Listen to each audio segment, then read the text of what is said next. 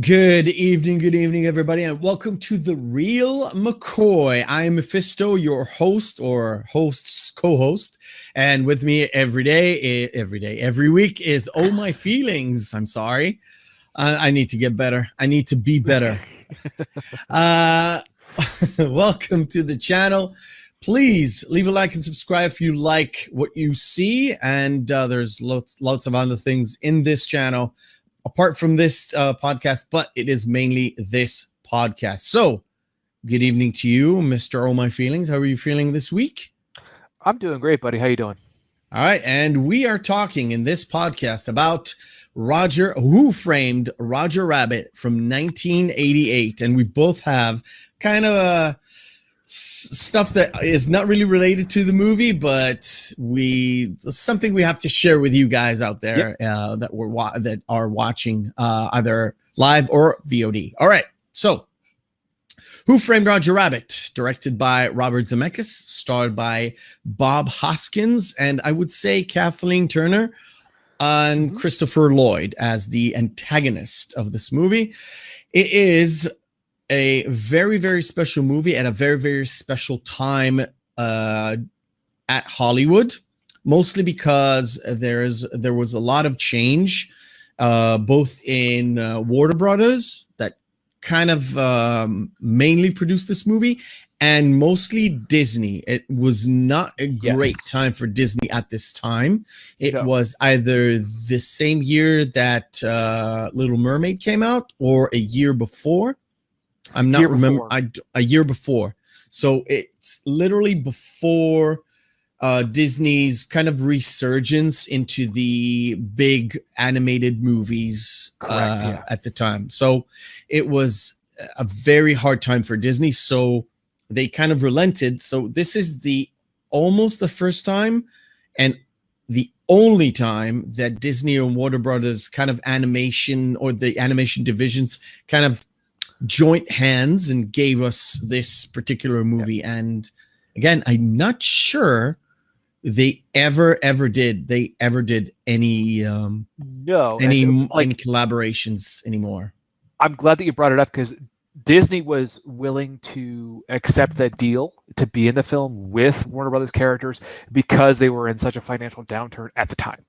Oddly enough, Warner Brothers counter-offered by saying, you can use our characters and their licenses as long for $5,000 per character, as long as they have the same screen time as their Disney counterparts. Which led to a lot of, duck and duck, and we've got the main characters like Mickey and Bugs together. Well, even at the end, Porky Pig and Tinkerbell. Yeah, same exactly. time. So there's always that balance between Warner Brothers Looney Tunes and the Disney kind of staple characters from their movies and cartoons and all that's good jazz. So, well, another good thing about this movie too, when it was first being made, it almost didn't get made for many years, but it was actually Steven Spielberg who went to studios on Robert Zemeckis' behalf to get the movie made, because at the time, you mean the most powerful man in Hollywood. From then until today. Yes, because at the time it was the most expensive film ever made. $80 million in 1988. Yes, it was the most expensive film ever made at its time. To be honest, it shows, and we'll go through a few scenes. I didn't realize it at the time when I was watching critically.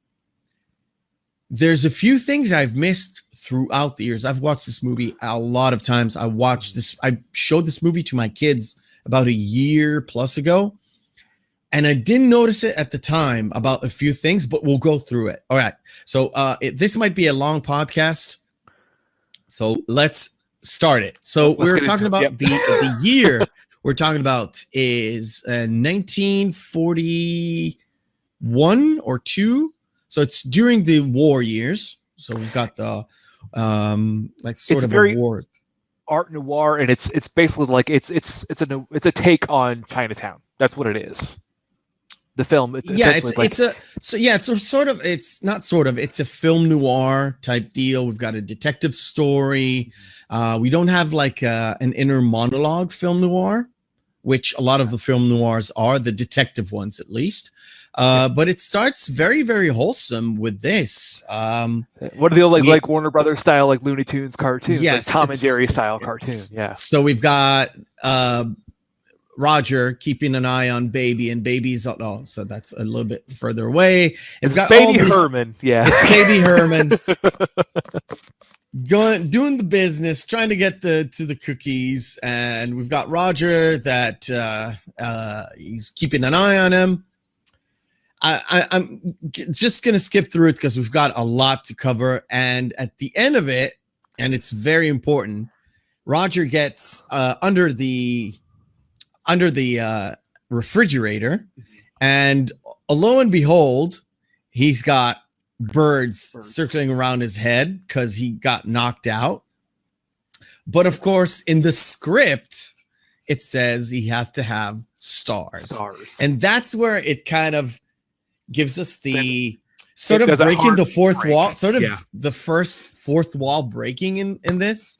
And it turns from a full Looney Tunes into a soundstage, and the tunes are actors, and that's how everything goes. And Baby Herman's like this gruff character, and he's like, oh, blah, blah, blah. You're missing the takes. How many more takes do we need to get? It's sort of a movie talk, basically. Okay. All right. Got anything to add here? No, the only thing is that Roger says, well, I can take it again. I can get hit in the head with the fridge. She's like, you can get hit in the head with the fridge all day long. You're attuned. It doesn't hurt you, which is important. Yes. So we see our Eddie Valiant here. Let me just show it to you. There we go. Eddie's like, he didn't say fucking tunes, but tunes. Because Eddie Valiant is our detective here, and he had let's give a little bit of background, even though it's kind of early. But Eddie Valiant from Valiant and Valiant Private Eyes. Nice. He had a detective agency that did a lot of stuff with tunes, but something happened. He was a former police detective. He was a former police detective as well. Something happened, and now he's sort of down on his luck. We'll say we'll pick that up in a second. So he is hired by RK Maroon, sort of a placeholder for whoever was running Warner Brothers at the time. Was it Jack Warner at the time? I think so. I think it's Jack Warner. The most disgusting brother, the more Nazi brother, I think it was Jack, because there were like three brothers, right? Fair. Yep. 3 brothers, and Jack was like the most horrible one. So that's like RK Maroon is sort of like the guy. And they take a few things from Warner Brothers, like Acme. We're going to get to Acme in a second, but Acme is like a placeholder name, but they make it into a real thing. So we've got I love this part because he signs him up to for a job, and the job is to get pictures of Jessica Rabbit to inflame Roger. And we've got this part where a slight little caveat here. Yeah. Where when they goes like, yeah, we got Dumbo on loan from Disney. The best part is he works for peanuts. He's working for peanuts. Yeah. It's like, yeah. And they gives him peanuts. Peanuts. Yeah. And that's kind of Warner Brothers joke to, we got these like almost for free because Disney's down and out. It's just hilarious. So he if hires you look about it like in retrospect, over 20, like almost 30 years later, if you look at it, it's like, wow, Disney was ever down on their luck. They own the world now. Yeah. Are they the biggest? They're the biggest media company in the world right now? Or is it still Apple? It's that or Viacom. Because Viacom owns like every television network still. Wait a minute. Viacom owns CBS or ABC? No, ABC is Disney. ABC is Disney. It's under like it's Viacom owns CBS, and then also like Cartoon Network, MTV, all of like the like previous basic cable channels outside of like the Turner networks are owned by Viacom. Well, technically, AT&T owns Warner Brothers. Technically, that's true. Yeah. So it's definitely it's a hodgepodge. I'm just gonna give you another screen where like Eddie's like going outside the studio after he got the job. I love this part. I really love this part. So the guys actually playing the Fantasia song, not the Fantasia song, but the Sorcerer's Apprentice song. And that was one of my favorite parts of Fantasia. From Disney. Well, I think it's everyone's favorite part from Fantasia, to be honest. To be fair, my mother actually loves the Blue Danube part, but whatever. So he gets the job. Do we want to talk about the? I love this part. I'm gonna play it on my end, but he goes out of the studios and then he wants to go on this the cart. Right? the red car. The red car. Mm-hmm. So he literally gives the guy a check, and the guy's like, am I a bank? Am I a bank? So he sits down and he says to the kids, we've got the best transportation in LA or something. We get the best. Well, because the kid asked him, "Hey, mister, don't you have a car?" He goes, "Yeah." Well, why do I need a car? We got the best public transportation in LA. And cuts over to the clover Yeah, the Cloverfield sign. clover leaf or clover. Yeah, Clover leaf. Sorry. Yeah, Cloverfield's a different thing. Yeah, it's a totally different thing. We might cover that in a future podcast. But a clover leaf, that sign comes down over the red car station. Yeah. Well, and I love it when Eddie gets off the public transportation. He goes, "Yeah, take care, kids, and thanks for the cigarettes." Yeah, so the kids gave him smokes. Yeah, of course. So Eddie needs a camera, and he goes to his girlfriend, which I've seen it at least a couple of times this week. Completely forgot what her name is. It's Dolores, isn't it? Dolores did. Yeah. Anyways, he goes to her, gets the camera, and she says, "Well, you can have this camera, but remember, we've got some film in it because we've got some old film with our trip to Catalina, which we'll come to in a bit." Mm-hmm. But I like it where he gives her the check, and he was like, she says was, "Where's the rest of it?" Yeah. Where's the rest of it? It's like, don't worry, just give me the camera and I'll do the job and we'll get the rest of it. She goes, "Well, you know what Friday is?" And Eddie's first response is, "What, the fifth special?" Yeah. Yeah, I love that. And here we have our first part where we find out a little bit more about what happened with Valiant, and that's where Dolores kind of tells the crew that Attune killed his brother, the other Valiant. Yep. After he stuffs a fucking egg into his mouth, which it was cute, but it was fun. Anything to add here? Well, the guy with the egg in his mouth, for the life of me, I can't remember his name now. He provides some comic relief later in a scene with Judge Doom. We'll get to that. But you all automatically think that all these guys are just scumbags, and that's what Eddie thinks of them too. But Roger sees the best in these people, and so it kind of gets paid back in kind later on. Which I found that interesting. The little character dichotomy there. So we're gonna jump. Oh, and the good thing is there's a lot of film noir music, a lot of I would say soft jazz. Yes, it's all jazz. Very the saxophone is really prominent in this movie. I know we're usually talking and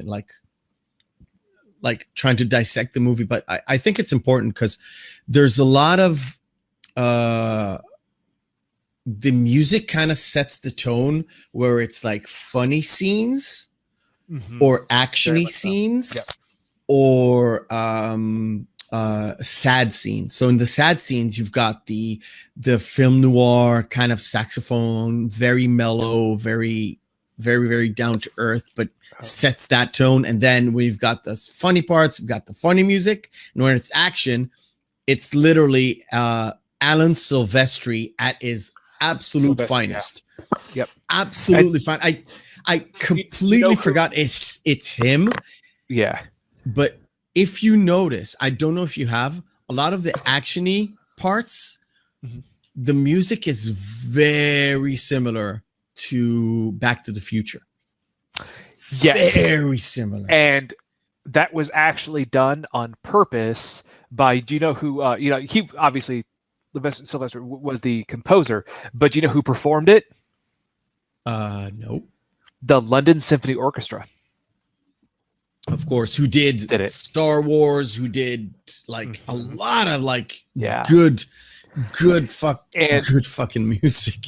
Speaking of the music, the next scene coming up, the Jessica Rabbit scene that's going to come up, get to that I'm going to rant and rail about. One of those notes is going to be really important about the music. So. Okay. I just love this part because a lot of people younger than us will not get this joke when Eddie gets in and he looks at the gorilla and he says, "Nice monkey suit." So yeah, that particular tuxedo was called a monkey suit because you felt like it was choking you. I don't know what exactly the thing was, but I know that this particular one is a monkey suit, or referred to as a monkey suit. It's just a throwaway joke, one of so many in this movie, that if you were not like even older than me, you wouldn't get it. You just couldn't. It's just a throwaway thing. And for like kids, oh, he calls him a monkey. He's wearing a suit. It's a monkey suit. There's no like connection, but that tuxedo, that particular tuxedo, is what referred to as a monkey suit, which is funny as frack. So we sit down. We've got an introduction to Marvin Acme. I'm just gonna throw it on screen.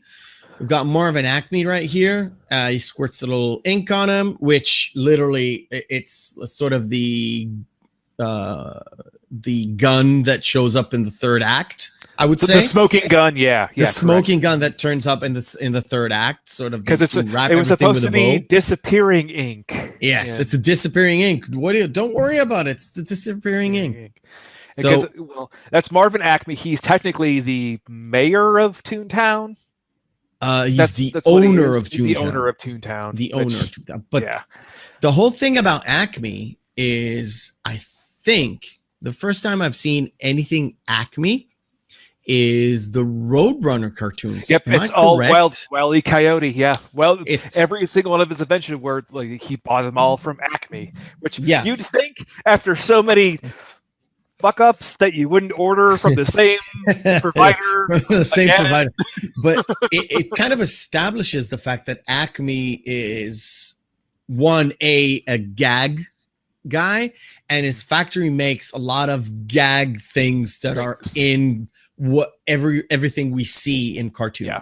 So it kind of establishes that, but also it gives us the man Acme. Well, I was gonna say, like, for reference's sake, because I don't want you to just kind of pause during those different shots, because it'll be impossible to do it. But later on, there's a scene where it actually shows the inside of Acme's kind of factory, where it actually has literally that 10-ton thing that's marked as 10 tons. Yes, and I know exactly what you mean. We'll maybe get to watch it. It's like small little snippets that are like really hard to miss, but if you catch those little tiny little side gags, it's like, that's funny. That's funny. And the thing is, the waiters in this sort of I would say sort of a speakeasy, right? Speakeasy is the bars that were kind of hush-hush during the Prohibition. So this is more just kind of a classic kind of lounge. That's what it is. Yeah, she's a lounge. Like, it's a lounge style. The thing I wanted to say is all the waiters are the penguins from Mary Poppins. I don't know if you got that or not. Oh yeah, but they do have the penguin suit, which is another kind of tuxedo. Which is because awesome. It's funny because it looked like a classic Maitre D. Because this is actually the take on the Cotton Club in Harlem at the time. Which is a very, very famous jazz club. The Cotton Club was a speakeasy at the time during the 20s. During the 20s, yes, but this is supposed to be during the 40s. This is 41. Yeah, I know. But it's sort of, it kept the feeling, you have to knock on the door and give the password thing. Oh yeah, the very was like a speakeasy thing, not really a club open up in the. So we've got the same deal, and I like another little throwaway gag that Eddie kind of orders a whiskey, like Scotch on the rocks. And I mean ice, and they give him like scotch with a rock in it. I love that. So we've got our first tune encounter. Kind of gives us another little view about. So we've got Betty Boop here, who the world has forgotten. Have you seen a Betty Boop cartoon? I have. Do you know why? Why? My mom adores Betty Boop. My mom has so much Betty Boop, like paraphernalia, just random clocks and shirts and figurines and all of this old memorabilia stuff that's around Betty Boop that I know Betty Boop very, very, very well. I mean, it's a classic 20. I think it's the 20s. No, it couldn't be 20s. 30s. 30s So, into the 40s, into early 50s, and that's when Betty Boop kind of fell out of favor. Yeah, because she even says it. It's like once everybody's in color, everybody forgot about me or something like that. So it's like, oh yeah, for sure. So the first act, actually, when they sit down, is actually the first part of sort of the where we see even collaboration. It's the two ducks. I'm going a little bit. I'm going a little bit back because the actual scene is basically before he sits down, but yeah, before the Marvin Acme basically doing dueling pianos, essentially. Yeah, and they're actually using I've done my research. It's called dueling pianos. It's an Hungarian I know thing. Anyways, so we've got these two cats and they're fighting, and they're at some point I think it's Donald that shoots a cannon.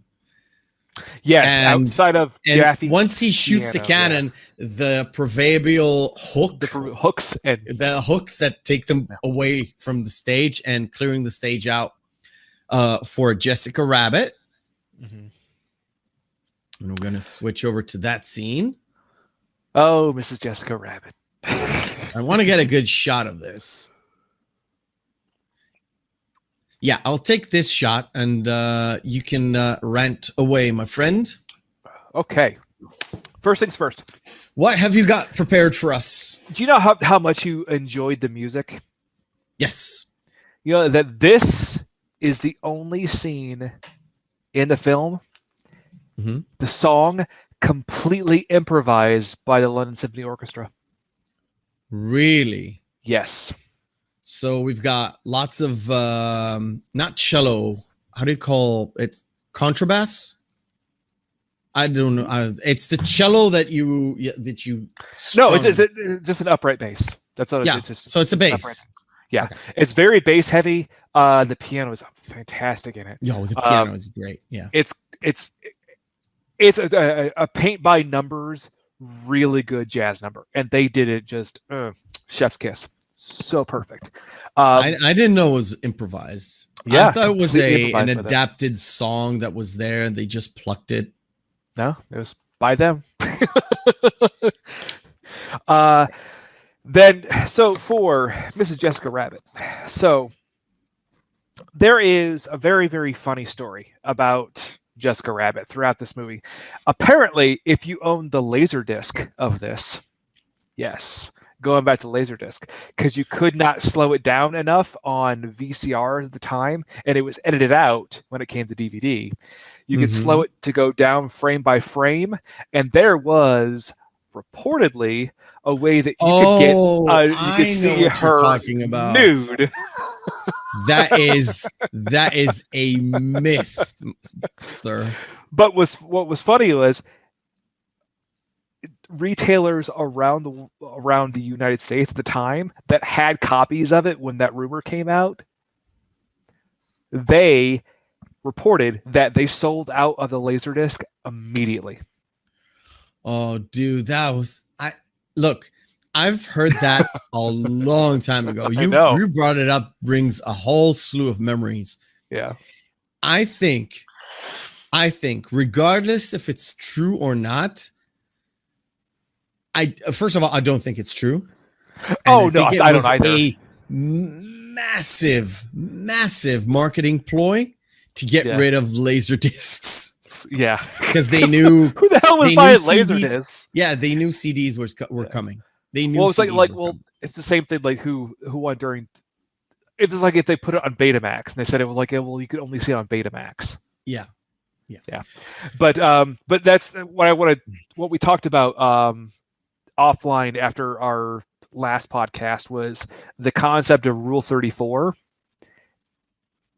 And Rule 34 is if you can think of it, there's probably pornography of it. Oh yeah. And Jessica Rabbit is actually like apparently one of the biggest I would say, catalyst that created that kind of concept of the animated pornography. The same time, because this came around the same time. Like, have you ever seen Felix the Cat? I have seen Felix the Cat. Yeah, It so is. It's a low. Felix the Cat was 86, even earlier than that. Yeah, It's I a wanna say very 86, old, yeah, but it is a dirty movie. yeah, Like it's yeah, full on.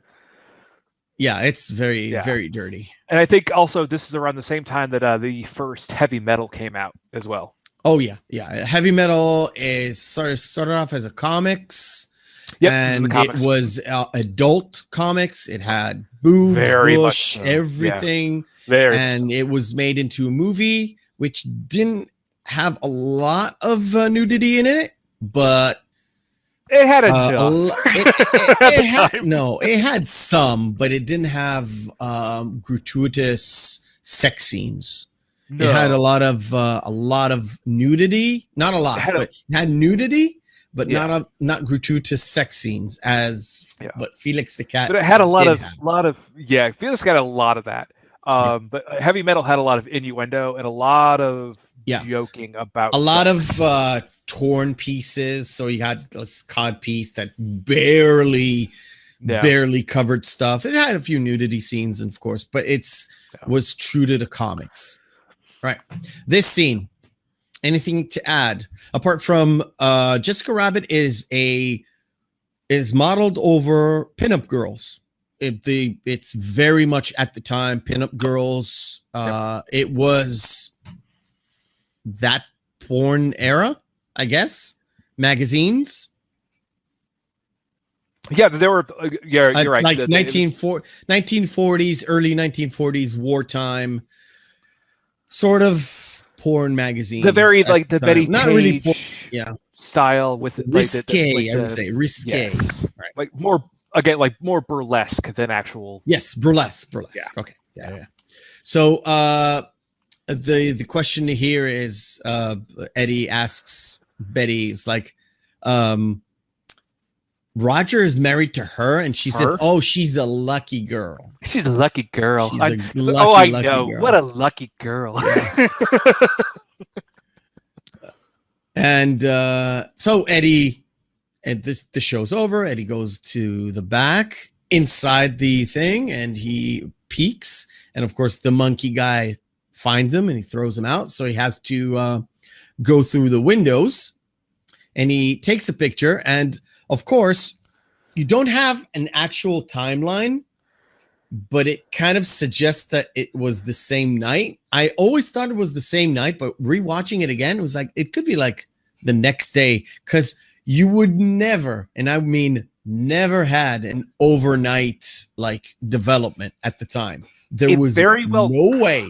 Be. They only set a timeline after a certain event where they have that 24-hour clock. That's when the timeline is set. In between that, it could have been days, it could have been weeks, really.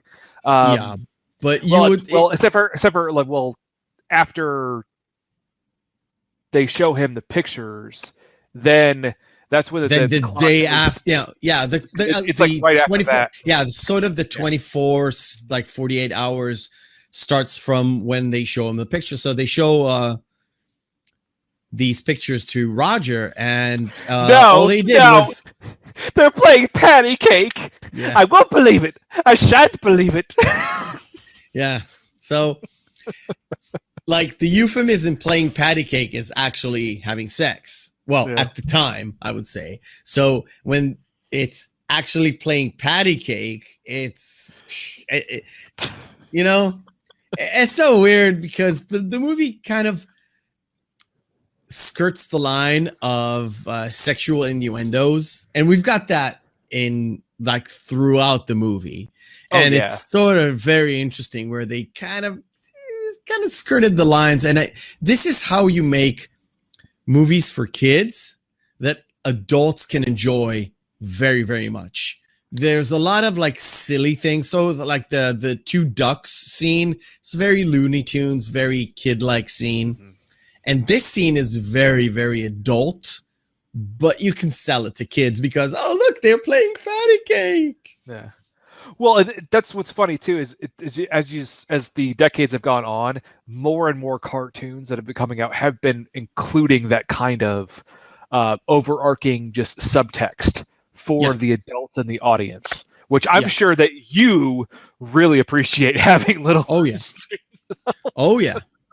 Oh yeah. Even as a kid, I knew more than I should have known. Yeah. But it wasn't like it didn't manifest itself. So he's being down on his and this I'm going to stop here because it's important because they give Roger a drink. Mm-hmm. And he goes haywire and like blows it out of steam.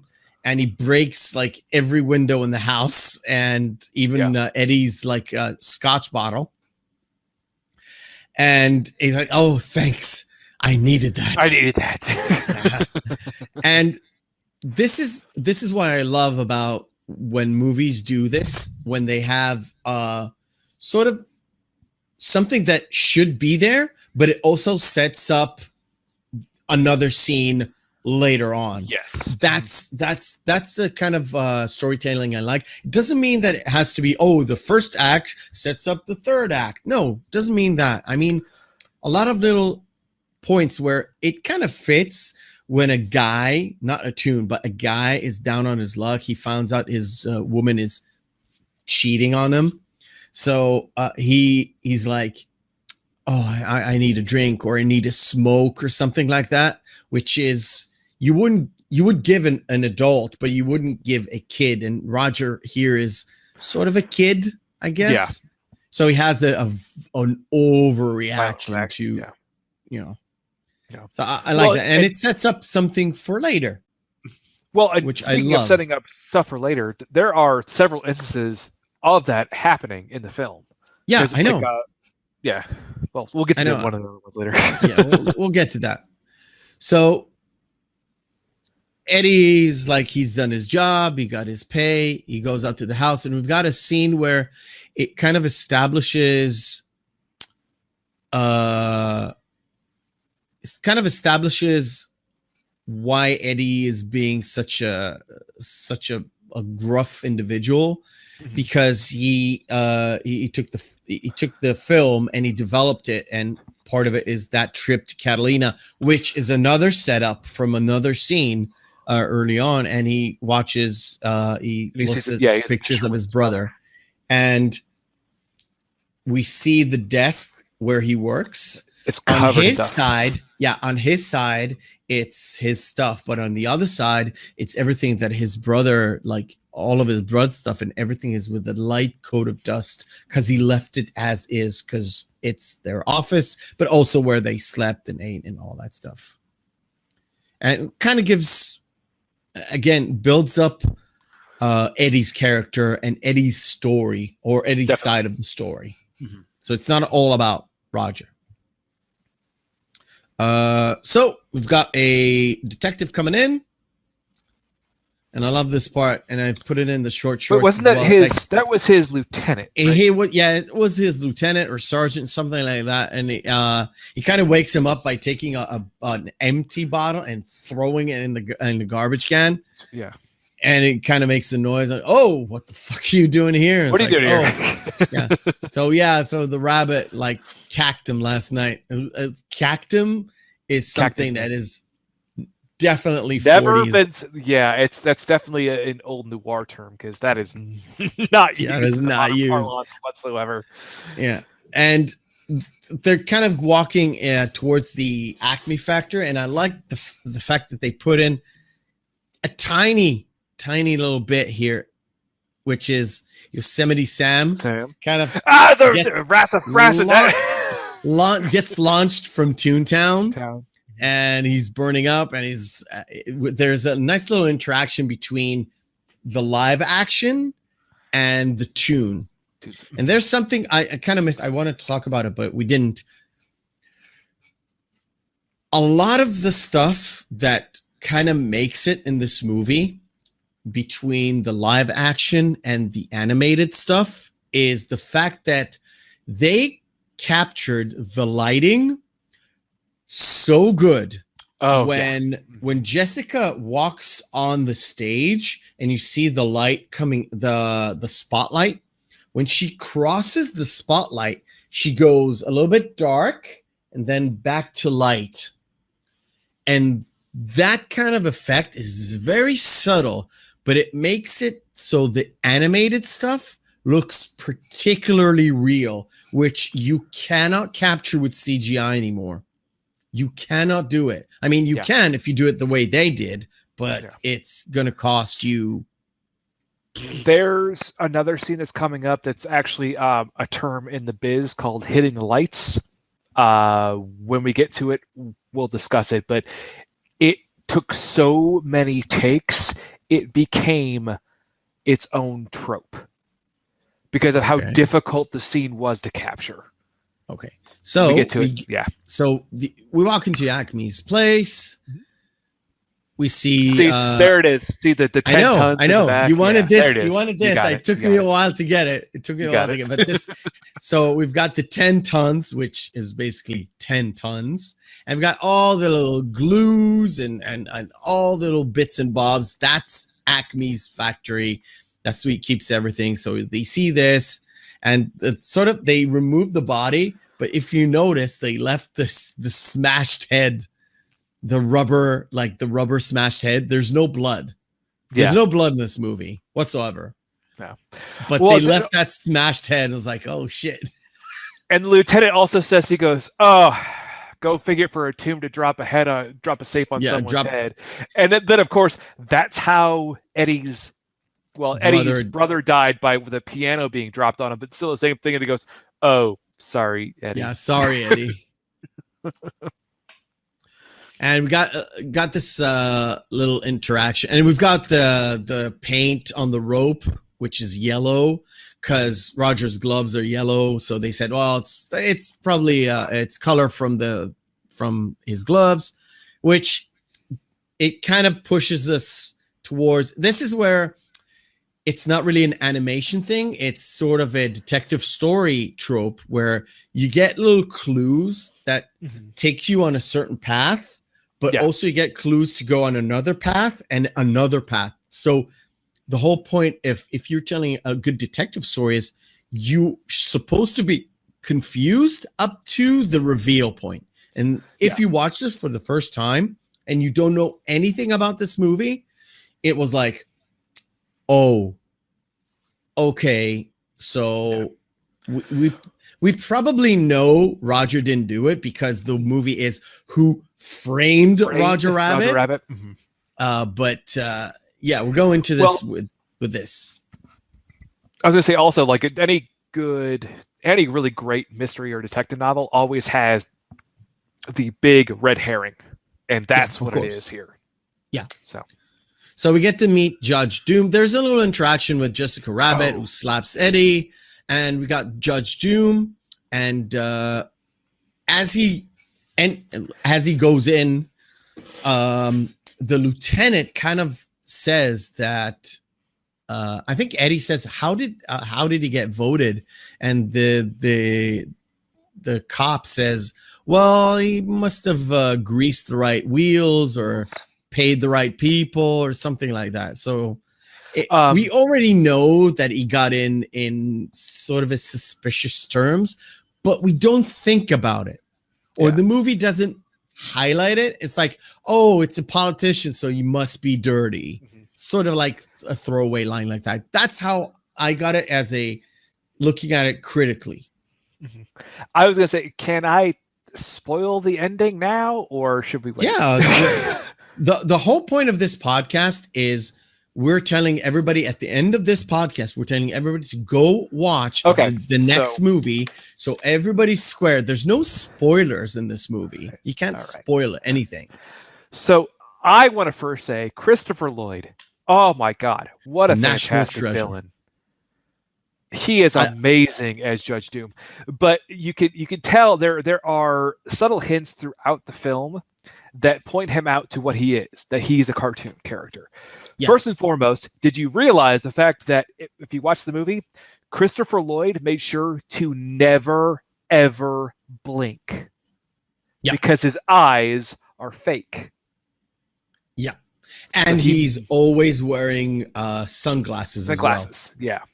Which, by the way, at the time in LA, very odd. Yeah. And his teeth, if you just look at his teeth, they're super white. Yes, they're unnaturally white. Yes. Later, when they show the dip solution for the first time, when he has it, what does he do first? He puts on a rubber glove to touch it. So he makes sure that he doesn't get touched by it. Exactly. So there's all these little subtle hints that prove that. Yes, but it doesn't. Tune. It doesn't seem out of whack for him to use the thing because it's a solution and you don't put your hand into benzene and whatever is in it, right? Petrol. But it's literally the way it was: benzene, acetone, and kerosene. And that's what's really funny is that is actually, they're all considered paint thinners that could be used to dissolve. Yeah, so you combine them. Yeah, you combine them all, and you get super thinner. Yeah, because they actually used to use acetone on when they were doing cartoons if they needed to take something out of they had a transparent slide. Mm-hmm. They would have copied it, colored it, took a picture. So every second is 24 frames. So you had 24 of these slides. You would put them in, everything with a little bit, with a little bit tilted because they had to have the animation. And when it's done, you wipe it off, you put it out, it gets dried. Yep. While you grab the next set, which already dried, and just color in, do the thing. It's painstaking, but again, you wipe it off with acetone. It's I thought of that. It's funny that they're using real life, the ways that they actually were doing things in the business at the time. Yeah. In this, everything that has to do with like movies and in particular animation, but not only animation, but sort of combining animation and movies and getting it into a story, because it's a story about the business, but through the lens of animation. Mm-hmm. So we get to see what the dip does. It actually kills tunes, and that's what Judge Doom, or is it Judge Doom? Judge Doom. They call him Judge Doom. Right. Yep. I've again seen it twice, and names. The only other thing that's important in that scene is one of the detectives that's there on the scene. He has the hammer that he pulls the lever on that shoots the boxing glove out that flies back. And he actually has a line to Eddie where he goes, "Hey, is that Eddie Valiant? I heard you changed your name to Jack Daniels." Yeah, I love that. I love that. It's such a throwaway line. Kids would never get it. Yeah. Never get it. As an adult, it's like, oh, that's right. Because he's now the hard-boiled detective that's been through too much shit. Yeah. Yes. And he's in the bottle, and he's turning alcoholic. Yeah. So last scene before we go into our first segment is the fact that Eddie's coming back to the office, and we've got Baby Herman. Baby Herman. Baby Herman. He has the best joke, I think, in the entire film. This one line that's specifically for adults. He goes, well, his caretaker, the woman that's walking him around, who's a real woman, she's very gorgeous. She is absolutely gorgeous, yes. And Eddie asked Baby Herman, he goes, "What are you going to do with that?" He goes, "I don't know, man. I have 50-year-old lust with a 3-year-old dinky." Yeah. It's something that would never happen ever, but they just put it in there because the whole point is it's an actor. I would say it's an actor that is in lots of movies and has been in movies for so long, but yet he's drawn as a baby. Yeah. And it comes up later and in a certain scenario. Anyways, the whole point is that after that joke, there's he tells Eddie, look, there's a will. It gives the motives. It actually gives the actual motive of the movie.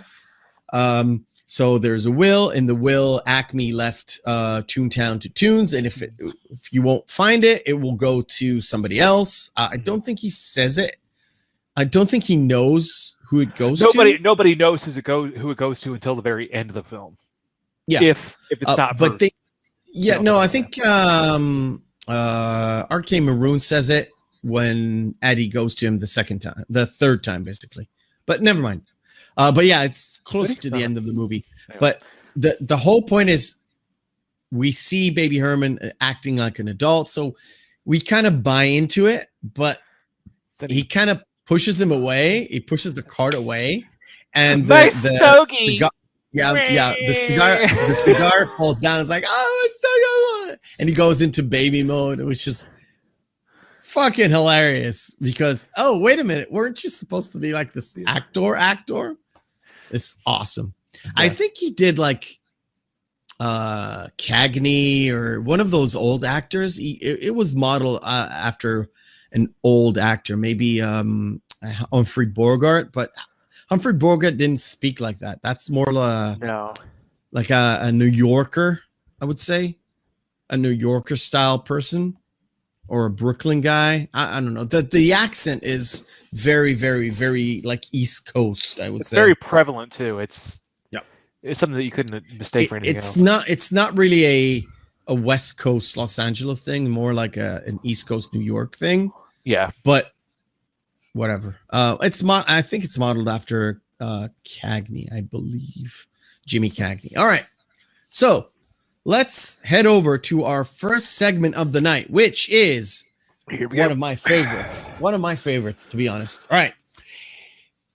In this segment, which doesn't have a name, I give Mr. Oh My Feelings posters that had their text removed, and Oh My Feelings and the chat can guess which movie it's from. So before I head in, I'm gonna erase the names, of course. There we go. Yeah, don't want. Yeah, last time when you left the name up there one time. Oh, I've checked this time. I've checked. I hope. I've made. Yeah. All right. First movie. Oh, shut up. God. First movie. Is that much? Chat, please. We've got one person in the chat. Nothing? No. Very, very different poster, by the way.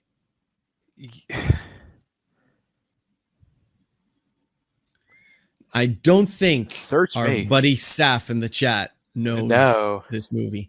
It's Amélie. It's a French movie. Amélie. I have never seen it. Oh, God damn it.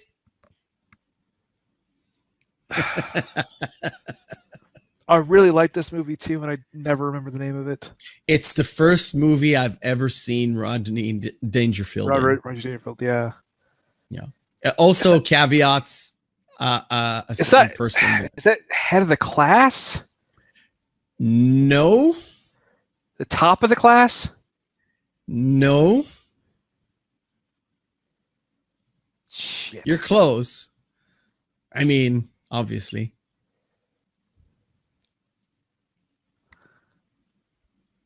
Nah. You're Back to School. Back to School. It's called Back to School. Back to School.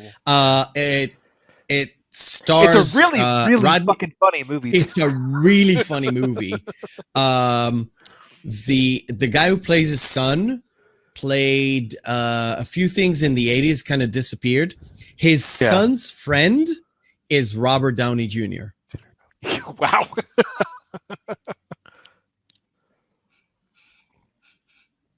That is a movie we are definitely reviewing, by the way. Not in the next couple of months, but this is a movie we're definitely reviewing. Wow, I got you stumped on 3? I know. Damn, wow. I'm good. I'm good. That's Michael Douglas. Yes. Yeah, I am off today. Black Rain. Black Rain, okay. Chocolat. I've watched this movie 3 times actually. All of them with Mrs. Meth. Cliffhanger. Cliffhanger. Oh, shit. I got you stumped again. No, I've watched this movie. I'm serious. I've watched this movie once in the cinema. No. At a Cinematheque. So it's like a place where you go to watch good movies. Yeah. It's not Serpico. It's no, not Serpico. Not Serpico. Much later. It's a really great movie too. It's a really, really good movie. Really good movie. And it doesn't have the ending you think it's gonna have. No. My mom's gonna be so pissed at me right now. Technically, it's filled with lots of faces. You see 4 really famous faces here. Yeah. It has at least 4 more actors that you know. Nope. Copland. Shit. Mom's gonna be mad at me at that one. That is By the way, I was debated with this movie. It's not Dangerous Things. It's no. Shit.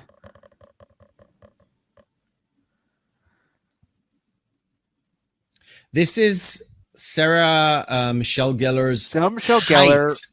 It's her height of sort of transition between Buffy into movie star. Did really work in this movie. No, because she was also in.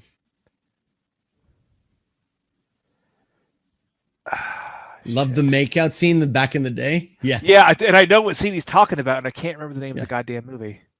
Yeah, man, I am off today. You got me. Cruel Intentions. Son of a bitch. And I was debating. My friend said he watched this, and he said Buffy's naked in it, and I was like, all right, I'm gonna watch it.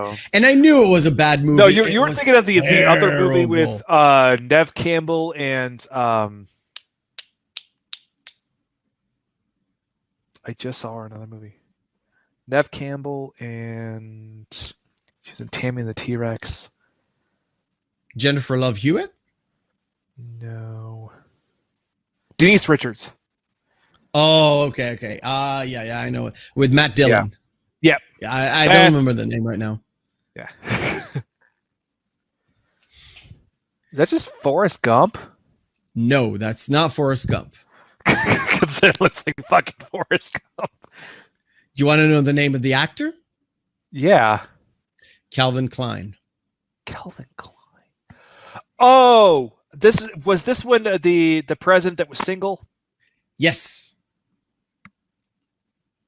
No, he was married in this one. The president who was single was Michael Douglas. Really? I know what. Yeah. I know which movie you mean. No, like you're throwing me a lot of curveballs today. I Dave. It's called Dave. Dave? Yes. We talked about this last week. National Lampoon's Vacation? No, that was the first podcast. I try to give you fresh every week. Fresh ones. We talked about this last week. I think we talked about this last week or 2 weeks. 2 weeks ago, I'd say.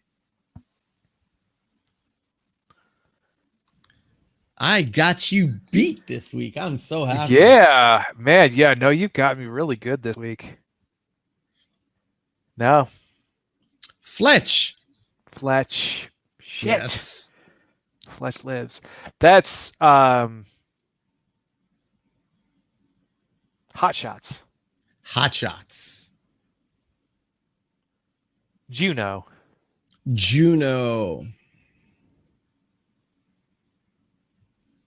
Oh, this is Mrs. Meff's favorite movie. She wouldn't admit it, but this is her favorite movie. I hated this movie. I hate this movie too. And I've seen it like 3 times, and I've never seen it more. Remember it. I've seen it more. This movie crushes your soul. Because every time you think of this movie, you're on your way up, you get bam crushed. Let's go. Legends of the Fall. I got you another Fall. one. Legends of the Fall. That's not Meet the Fuckers, or that's just Meet the Parents. Meet the Parents. Oh, I forgot the name of this movie. So I'm trying to even see who the hell the actors are. That's not the Colin girl is Marissa Tomei. That's Marissa Tomei, and that's not Colin Farrell. Who is that? No. Who is that? Robert Downey Jr. That's Robert Downey Jr.? Holy shit. Yes. That's before the alcohol and booze kicked in and all the That all is the drugs. no. That is during the height. During? Wow. During the height. He doesn't look so bad then. No.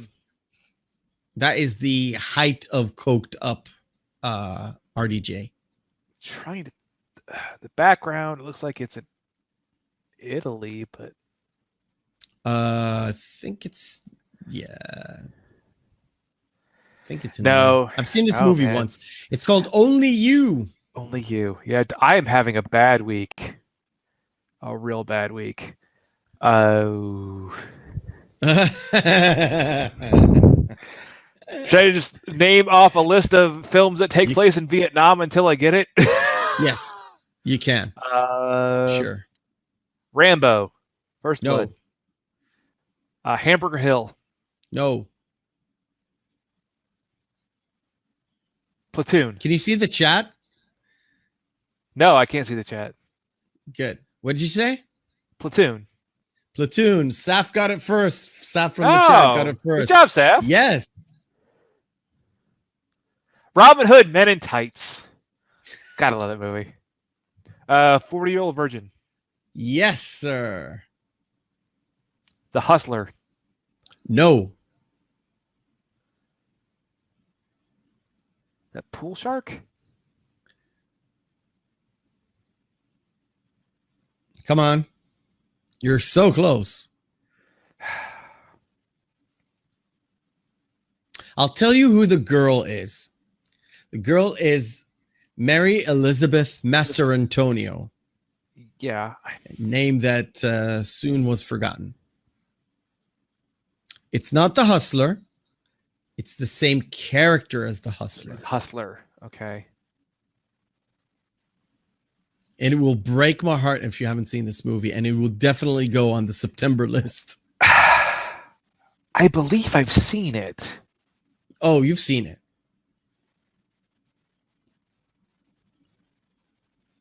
No. It is The Color of Money. The Color of... Fuck. Hunt for Red October. Hunt for Red October. Waterboy. Waterboy. And that's it. Oh, man. That segment took way more than 5 minutes. I'll tell you that much. I did awful this week. Holy shit. Damn. Good. Good. Typically, I only miss like 3. Typically, I only miss like anywhere from 1 to 4. This week, I got like maybe 4 or 5 right. I had to look on next week's list, and if you didn't get those, wow, you're gonna have a tough time next week. I'll tell you that much. And I'm running out of good sources for it. Yeah, we'll have to see. Right. So we know about the will now. So Eddie goes into the office and was like, "Oh, I'm forgetting this. I don't care." And he puts down his glass and he gets off his like suspenders and he puts his face down. And then when he puts his face down, he sees at the picture he took of the patty cake. You can see Marvin Acme has a will in his lapel pocket. Mm-hmm. Yeah, but he's like, fuck it. I don't give a shit. And he goes to sleep. And who's sleeping in his bed? Of course. Well, I love the fact that his Murphy bed was the all of the filing cabinets. Yes. That was the facade of it. When you you could pull it down. It was the Murphy bed.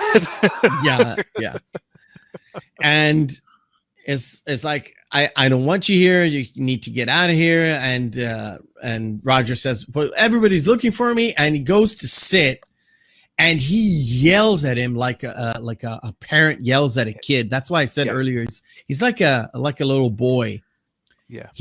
You can see in this photo that there's the dust where he grabbed it, and it's such a small, minute detail, but it gives it such believability that these two are actually there.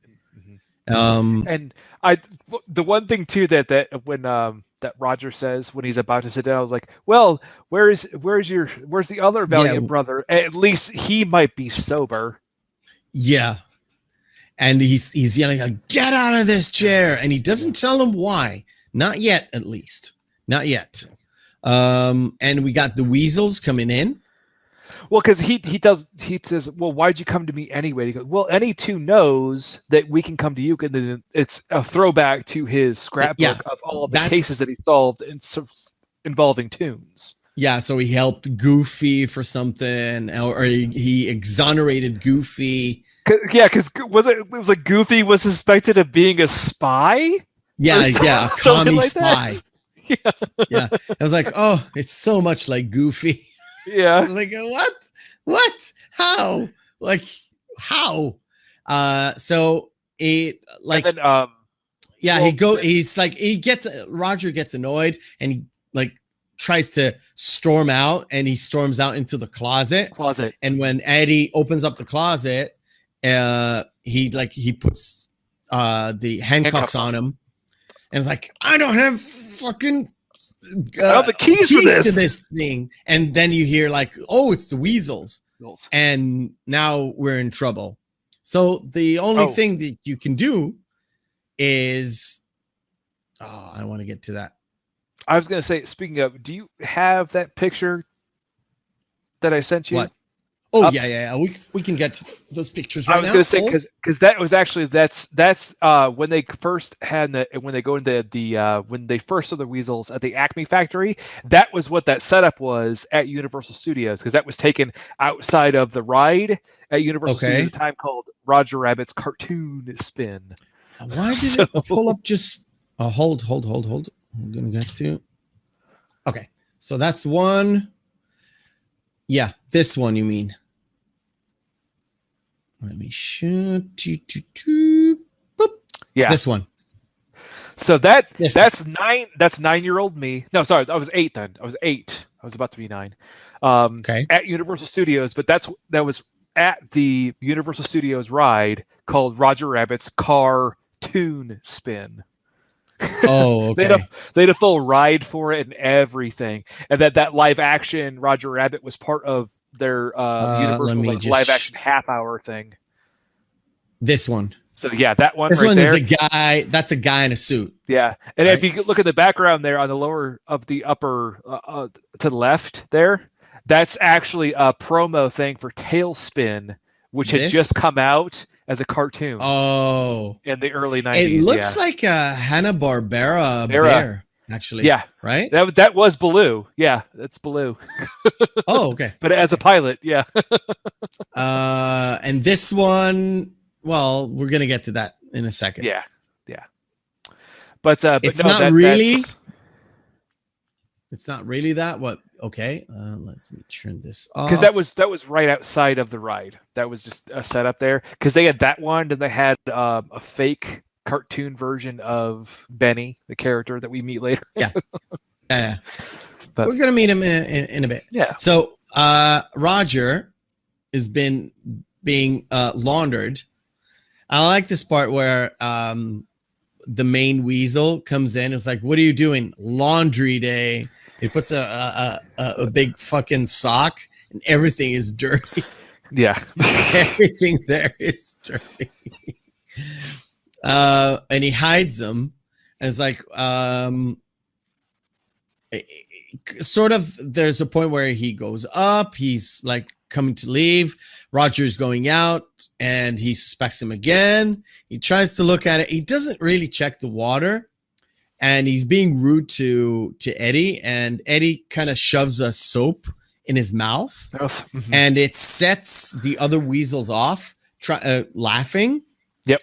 And that's where we have another setup to another action that'll be in the at the end, where the main guy says, "You cannot laugh. You know what happens when you laugh, right?" When you laugh, yeah. Well, he says that in another scene later in the bar. First, he goes, "You idiots! You know what happens when you laugh." Yeah. But Judge Doom adds a little tag to that where you're gonna get yourself to an early grave. So he says it again, and then Judge Doom kind of adds a little tag to it. Yeah. But I love at the very end of it though. He has that they play the noise where Bob Hoskins has that like ding, the light bulb moment. Yeah. Yeah, I know. He thinks of it. Oh, it's great. This would be so great. And I love this. I love this part where he goes to Dolores, and it's another like an adult joke. It's like, is that a rabbit in your pocket? Or you really glad to see me? Which is, I mean, it's not really a boner, but it looks like a but also if it was belly. Wouldn't you be like, you need to go to a doctor immediately? Immediately. So they go into this like real speakeasy like back room where you have like the little eye socket thing that you can watch and see the cops go and come. So that's where he tries to free himself from the. He tries to stop. He tries to stop his thing, and he tells Roger, "Just stand still." And Roger slips his hand away from the handcuffs. It's like, "Is that better?" It's like, "Yes." And then he realized, you're telling me you could have gotten out of that at any time at all? And Roger Sick was like, only when it was funny. Yeah, only when it was funny. Which is sort of like, oh, I cannot get out of these cuffs. But if it was a funny situation, that's where the tune genes allow me to stretch my body and not do this and do that and be funny. And that's kind of gives us a little bit of an inner workings. And this is another thing where I wanted to discuss. See that Roger's front half is light, but his back half has shadow. So good. It's just makes it so believable. Again, it makes it so believable that he's actually there. And it also happens when he pops out of the sink, he like spits and you see a very straight arch of water coming in. Yeah. Which I know how they did it. Well, but I mean, even the scenes where it shows him crying, the water effects from his tears. It's just like, wow. It's just and they've done it with stop motion animation with this. Yeah, that's the crazy part, and they nailed the lighting. I wonder why it was so expensive to make. Yeah.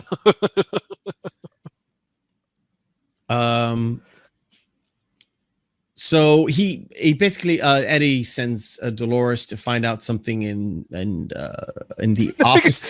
No, he goes, well, go talk to the probates, and Roger says, well, yeah, my uncle had problems with his baits too. He had to take a big pill and drink some water. He goes, probates, not prostate, you idiot. Another adult joke was like, kids would never get it, but they get like it's a funny situation. Yeah. I love that.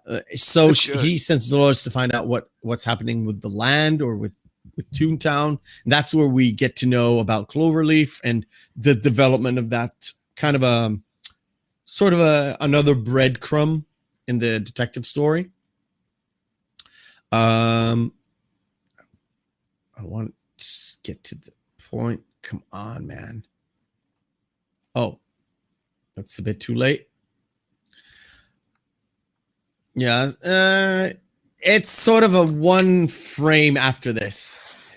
So Jessica Rabbit comes to his office. I know what line you're going to say. I know what line you're gonna say because it's her No, quintessential line. Yes, I know, but not that. I'm talking about the frame after this where she says it. Here she comes up to Eddie and it's like, I'll do anything to get my husband back. Because there's a point where she touches him with her boobs and it goes like boing, not like hard on, but it's like boom. Like, yeah. Sort of a I would say balloons hitting something or whatever. And Eddie he was holding his pants with his hand and he had to let it go, and he's putting his shirt on and he lets it go. And she says, I'm not bad. I'm just drawn that way, which is absolutely the pinnacle line for this character. It's her quintessential line in this. It literally in one line describes Jessica Rabbit in just one line. And what's funny is it great, like, this is an adaptation from the book. It's actually Who Censored Roger Rabbit was the first version of it that was a written book. And they were doing the film adaptation. That only included like comic strip characters, not cartoon characters throughout all of it. But when they were doing the adaptation, they first wanted to actually make Jessica Rabbit the villain. Oh, well. Then they changed it. They wanted to make baby Herman the villain. Okay. Then they actually created Judge Doom. Judge Doom was created specifically for this movie. He did not exist in the original book. Well, technically everything, like Jessica Rabbit, was created. It's not a Looney Tunes. It's not a Disney character. Well, it's not a Looney Tune character. But Jessica Rabbit and Roger Rabbit were actually in the book beforehand. Judge Doom was created for this and this only. Okay. So I did not know that, but this is what I wanted to. It's like but also apparently Judge Doom was also the villain that shot Bambi's mom. Yeah. Who cares? That's a fun little caveat there. Yeah. But then Dolores comes in there when his pants are down and and her arms are around him. And what did she say? He goes, "Oh, I didn't know that you were dipping your pen in ink." Yeah. I was like, I caught you with your pants down. Yeah. I was like, oh. It's like literally caught with his pants down. No. So good. And they sort of argue all the way back. And when they come back to the bar, they can always hear the music. They come back to the bar. Roger is dancing and entertaining everybody, and everybody's loving it. But the needle at a certain point gets stuck. And he repeats the line while dropping like plate over plate over plate, and said, I think it's like, "I feel no pain." I feel no pain, and it's like, no pain. I feel no pain. And Dolores like, "Oh my God, stop it!" Yeah. And when Eddie goes to stop the record, he knocks over the plated dishes. Yeah, I like that. And he gets annoyed with Roger. It's like, you're supposed to be hiding, but Roger says, "But I'm a tune. We're here to make people laugh. Yeah. I'm here to entertain people. I was created for that." He goes, "Well, and those people out there, they needed to laugh. Well, because it's a bunch of disheveled and misbegotten old drunks that are miserable." Yeah. So, and some of them got fired. Yeah, and you get to see one of them got fired from the red car. Yeah. Yeah. So Judge Doom comes in, and we've got a nasty part where I don't know how this got out of production, where he writes down it's $5,000, which is an enormous amount of money at the time. Oh, yeah. At $5,000, it's a lot of money at the time. But when he scratches it in, because it's literally nails on a chalkboard. Nails on a chalkboard. Yeah. So he goes into, I think the name is Angelo, right? Yeah, it was Angelo, because he goes, well, you don't know. You can't trust these people. Angelo would sell his own mother out for 50 cents. That's what Eddie says to Roger. Yeah, that's what Eddie says. He's a good guy. Yeah. And when he's, it's $5,000. Oh, I've seen a rabbit. He's right here. He's right here. He's right here. Right. How you doing, buddy? Yeah. And it shows the sort of not really lack of respect, but the sheer amount of it's a lack of respect to people who are authoritarian, sort of. I think it also too, just by entertaining them, Roger became part of their own little clique. So he wanted to kind of protect him from any of these outsiders that are after him. It sort of shows what Roger's coming from, where he says, well, you can do more with laughter than with being authoritarian or being with violence. Or violence. Yeah. Mm-hmm. Which is kind of what the lesson of the whole movie is. You don't have to be a sourpuss. Yeah. Which is another 40s term. Because you have to smile. So, yeah, I'm going to get that. So the judge says, well, I know Toons. There's one thing they cannot refuse is do the shave and the haircut. Shave and a haircut. It's like, what's the shave and a haircut bit? It's like, it's the knock. Shave and a haircut. Yeah, it's sort of a OCD completionist thing. Yeah. And it drives Roger insane, as we can tell by the swirly eye sockets, which represent being either hypnotized by something or going crazy, which it's a Looney Tune trope. Yeah, so Doom goes around the bar just going da da da da da and stopping. And stops. Because the compulsion to finish it is what brings him out. Yeah. And here we come to the sort of the setup, the payoff to the setup from before, where Doom literally gets a barrel of dip and he judges Roger and he tries to put him in the dip, and Eddie says, well, give this guy a last drink. We've got a Looney Tune trope here that comes from old Bugs Bunny stuff. Where I was just gonna say, real first, I love the fact that this is one of the first times it really shows how sharp Eddie really is, because he remembered that immediately and he goes, "Oh, there's a way to get out of this."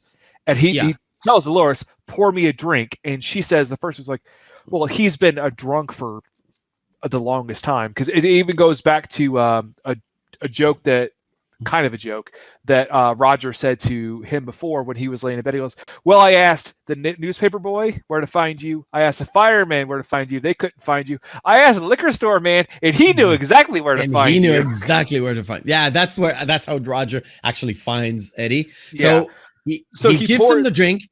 He pours the drink. He gives him the drink, and Roger says, "No, I don't." And says, "You do. You don't. You do." And then Eddie's kind of I know too. You don't. You don't. I do. You don't. I do. When I say I do, I do. And he takes it and he drinks it and he goes steam control, and he almost falls into the dip by accident. And Eddie saves them, and they go out and. They try to get away. They try to get away, and they try to they go into commandeer the Weasel's truck, and they kind of sit in, and they hear the voice in the back. Voice in the back, and that's something interesting. And I'm going to ask you this because I really don't know. They found a taxi, a cartoon taxi called Benny that was arrested. He don't know how he was arrested. He only drove on the sidewalk for a mile. Yeah. But that's not the interesting part. The interesting part is that the name is Benny. What is with taxi drivers and the name Benny in movies? Do you know? It's actually just a long-worn trope that they were playing off of, I believe. Other than that, I am not sure. It could be a call back to the show Taxi. Is the main guy there Benny? Because Christopher Lloyd was a character in Taxi. Am I correct or not? He was one of the drivers for a while. Yeah, he was one of the drivers, I think. Yes, but I don't believe he was like a major star. I'm asking because the driver in Total Recall in the taxi on Mars was Benny as well. Yeah, and our Total Recall came out in 1990, and these one one of them is a Paul Verhoeven movie. Yeah, so it's two different things. But the taxi driver that named is Benny, I think it's in another movie as well. I'm not sure. Maybe we'll get to it. I think it might be. I think it's probably just a trope from the show Taxi. I would assume so. Maybe that was Andy Kaufman's character in Taxi. No. His name was Latke. Latke. Okay. I didn't watch Taxi at all, but I know that. Just it's from Man on the Moon. Never mind. Yeah. All right. So we get away. And they granted, you can see why he was arrested, because the first thing he does is nearly run 5 people over, and he keeps going, "Hey, lady, why don't you share the road?" While he's swerving in and out of traffic. Yeah. So they go into hiding. We got cops behind him. We got cops tailing us. We got cops behind us. They go down the alley, and he's going backwards like, "Now we got cops in front of us." And it's like pull the lever. Which lever? This lever. This one. This lever, idiot. Yeah, and that it's kind of this one. So they get away and they hide in a sort of a cinema place, right? And Roger's having the time of his life because he's watching Goofy's movies. Yeah, because he's like, oh, what an artist, what an auteur. But also, to your point before about the animation, look at the illumination in that scene. Oh, yeah. Let me pull it up again. Look at that. Yeah. Look at the shading that's done. Yeah, the whole... This is incredible. And I did not notice it at the time. Only when I came to watch this critically, I was like, they did such a good job with making sure that the uncanny valley is eliminated to a certain degree. Uncanny valley is where there's a threshold that our mind cannot fathom, and it's very much in CGI, where there's a certain threshold that our mind kind of tells us that what's in front of us is not real. It's the where your suspension of disbelief breaks. That's where it snaps right there. Yes. And it's very much in CGI stuff where we know your mind perceives it to be true, but something tells you it's not. Yeah. So Dolores comes in and joins them and tells them about Cloverleaf and how R.K. Maroon is in bed with Cloverleaf, or sort of, he's not really an investor, but he's doing business with them.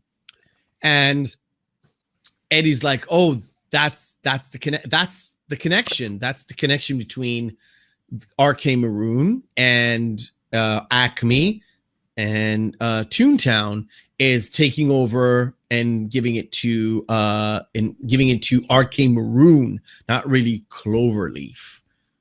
Yeah. He makes a connection, but it's the wrong connection. Yeah. So he believes that it's R.K. Maroon who's behind it. So he goes to R.K. Maroon's office. Yeah. Before Dolores comes in, Eddie tells Roger the story about his brother, and and Roger tells him a very interesting thing where he says, and it's in the shorts, so you'll see it. If a tune killed my brother, I would be mad too, so something like that. I would hate me too. Yeah. If a tune killed my brother, I would hate me too. So he sort of Roger maybe finally understanding Eddie and why is he treating him this badly. Yeah. So Eddie makes that connection. That also wasn't didn't Eddie sorry. tell him, he makes the connection because there's a newsreel on the cinema. Like the movie ends, and then we've got a newsreel, which was very prevalent at the time because people were at war, so they wanted to know about the war, and you didn't have news and television like today. So all you had is radio and newsreel when you went to go to see sort of a movie that can take your mind off things. So that's where he makes the connection. Not really it's sort of a combination between what Dolores brings him and what he sees in the newsreel. Well, it also, just to reiterate that scene between Eddie and Roger, when Eddie tells him about his brother and everything, and Roger reciprocates the feelings and everything, Eddie apologizes for grabbing his ears. Yes. And being rough, because it's showing that they're actually becoming friends at that point. Yeah. That's just a really good moment there. That's setting up the dynamic of how the relationship changes immediately and how it goes going forward. And he goes, "Well, all the times you grab my ears, yes, all the time. Yes, all the time I grab your ears." Yeah. So they go to Arcane Maroon Studios, and Eddie goes to Arcane Maroon, and he tells Roger to stay put, and is like Roger has this gun. It's like, oh, stick him up. He acts like he's like ready to go, and he gets hit with a frying pan and gets thrown into to the back trunk of the car. Yeah. So we don't. This is it. Like, yep. Oh, we know immediately who grabbed him too. It was Jessica. Oh yeah, we know. But it gives us another lead into thinking, wait, what if she's involved? What if she's involved? Maybe she's like the femme fatale, which is another trope of film noir. Yep. So he grabs Arcane Maroon, and Arcane Maroon tells him, look, I've been working with Cloverleaf, and I thought I could take over the property and sell it off and make some money. I'm not a murderer. I didn't murder Acme, but Eddie doesn't believe him. So we have this gun that appears out of nowhere and shoots. We think he's tries to kill Eddie, but he kills Arcane Maroon.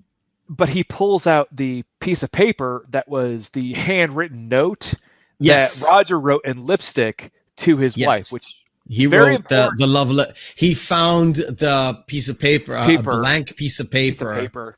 That's all. He says to Eddie, "I found it," and he says it in the cinema where he draws it in. That's why I wrote this thing for her. Yeah. I love her. That's like he tells her he loves it. Yeah. But he gives that's what he gives Arcane Maroon that, and had they just waited just a little bit longer, as we find out later. Of course. But no, so I'm trying to shorten this up because we're about the hour and a half. Oh, I know, we're already getting long. All right, we're gonna get long a little bit today because this movie, even though another 90-minute movie, but so. I'm going to give you the rundown. So we see the shooting out, and Eddie looks in the at the window, and he sees Jessica runs away. So he gives chase, and she goes into Toontown. And Eddie's like, okay,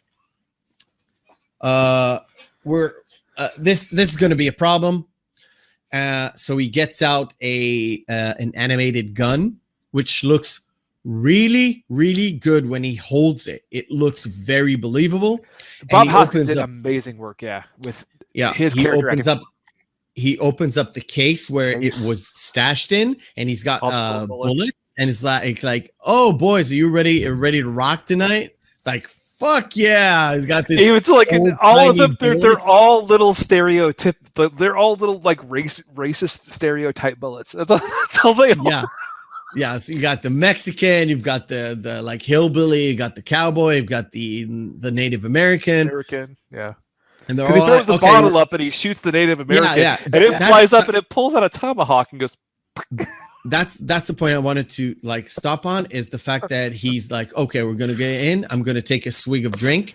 He doesn't take a drink. He just pours it away, all of it, leaves an empty bottle, throws up in the air, shoots it, and he's ready to go. And then again, that's goes in. Important to note because that's a character growth for him. But yeah. And we get this part where he drives away, and it's literally going into a cartoon movie where it opens up with the famous like the Warner Brothers. Yeah. And you've got a sort of a singing number, and he drives to town, but he's so like bedazzled by everything. He gets stuck in it. He sort of arrives at an intersection where he gets stuck, and he sees the car. He crashes into. Yeah, he crashes into something. Yeah. I'm going to show it. Yeah, he just doesn't notice, and he just crashes into something. But it's like literally next to Jessica Rabbit's car.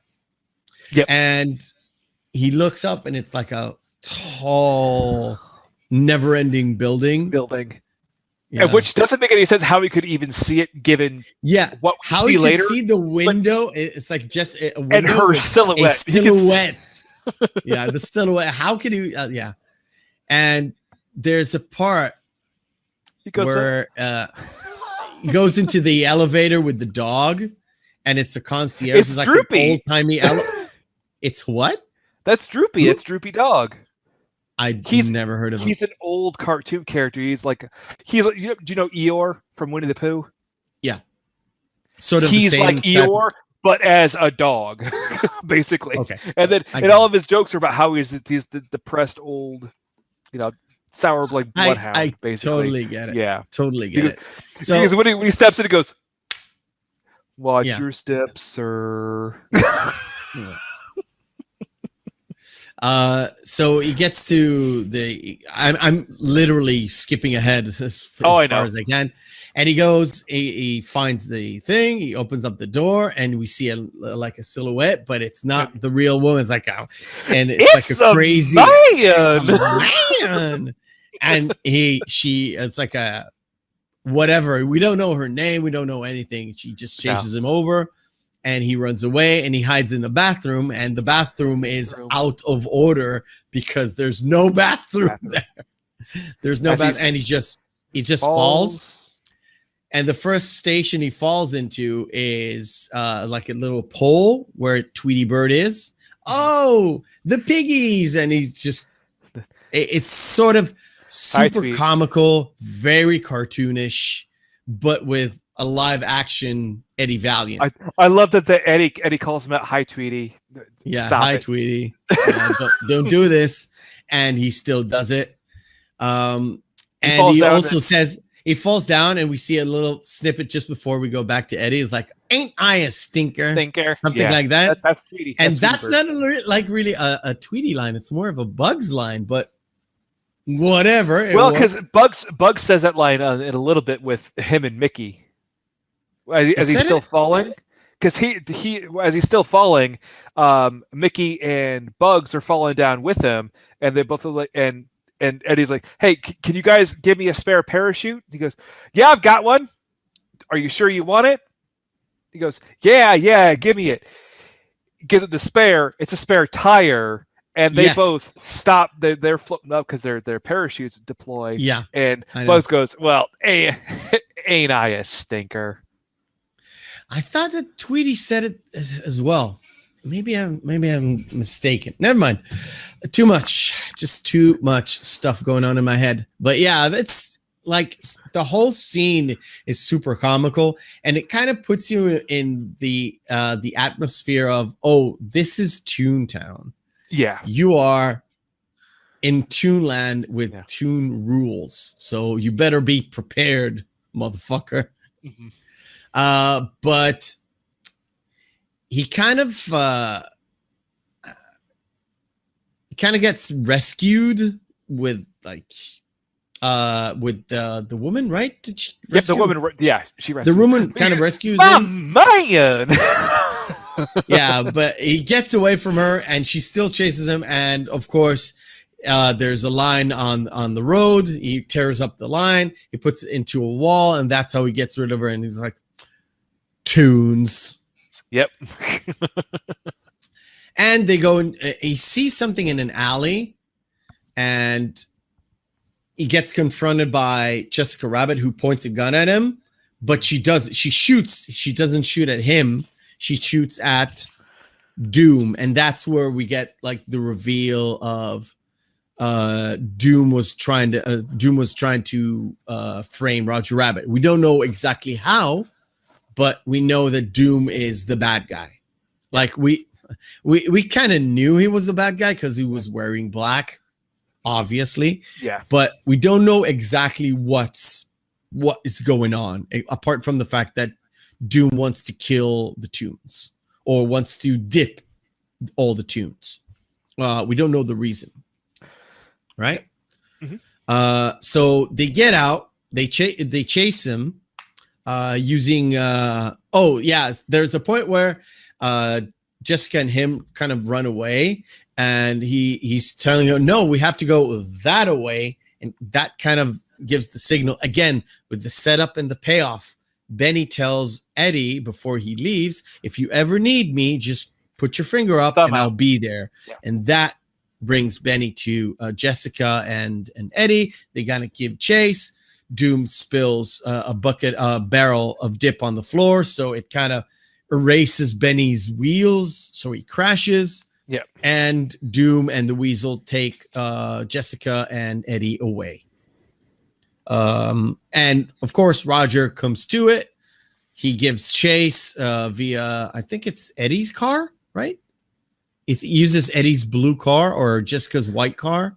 He was trying to get in the car, but then that's when Benny reaches back up with him. No. I mean, he goes out, he meets Benny. Because Benny pretends to be dead or something, and they don't actually need him. And Benny goes like, Roger, you've done enough driving tonight. And he actually goes into the car and he uses his headlights, his eyes. It's funny too because when Benny's actually walking like a person on his rear tires. Yeah, it's like, ow, ouch, ow. Yeah, it's Eddie's crashed car. Mm-hmm. It's Eddie's crashed car. So, no, that's not the one. So they go into the Acme factory, and Doom kind of tells Eddie and Jessica about what the plans are. It's a giant big, like building a freeway and a real estate. They're trying to build a freeway. It's like. Yeah. Why would anybody need a free? Eddie says it. Why would anybody need a freeway? And we've got you can ride the red car for 5 cents. That's for for a nickel. It's like that's why I bought the red car to shut it down, to dismantle the red car so we can have the freeway. And it's sort of weird because that is exactly what happened to Los Angeles. Right? I know. Yeah. They built freeways and they have convenience stores and gas stations and cheap hotels and all that stuff. It's like, and by 1988, we already know that. So it kind of gives like old Hollywood or old LA and new LA kind of a feel. It's not really it's also laughing on it. It sort of gives us the actual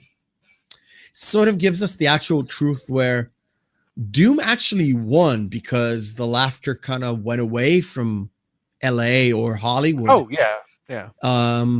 Which is, if you think about it, it's a kind of a dark moment in this movie where you, as an adult, you realize, well, yeah, we lost all this laughter because there is no Toontown. There is no Toontown, but we used to have this idyllic Hollywood bit, right? And before we move on to the next segment, a fun little part is where Judge Doom tells the weasels to check them. Like, did you check them? I don't know, what would you check them for? What, for guns or something? So one of the weasels kind of pushes his hand into Jessica's cleavage, and he gets trapped by a bear, like a wolf trap or a bear trap. Yeah. And Eddie says to Jessica, "Nice booby trap." Yep, which is awesome. Which remind me, awesome. I just got another movie to add to the list. I just thought of it. So okay. Remind me later. And that's where Judge Doom was like, you know what happens when you laugh? You laugh yourself to death. Like your cousins, the hyenas. Yeah. So, and that's another little tiny setup for something like the final like sequence. Mm-hmm. But before everything, we move on to our next segment of the night, where we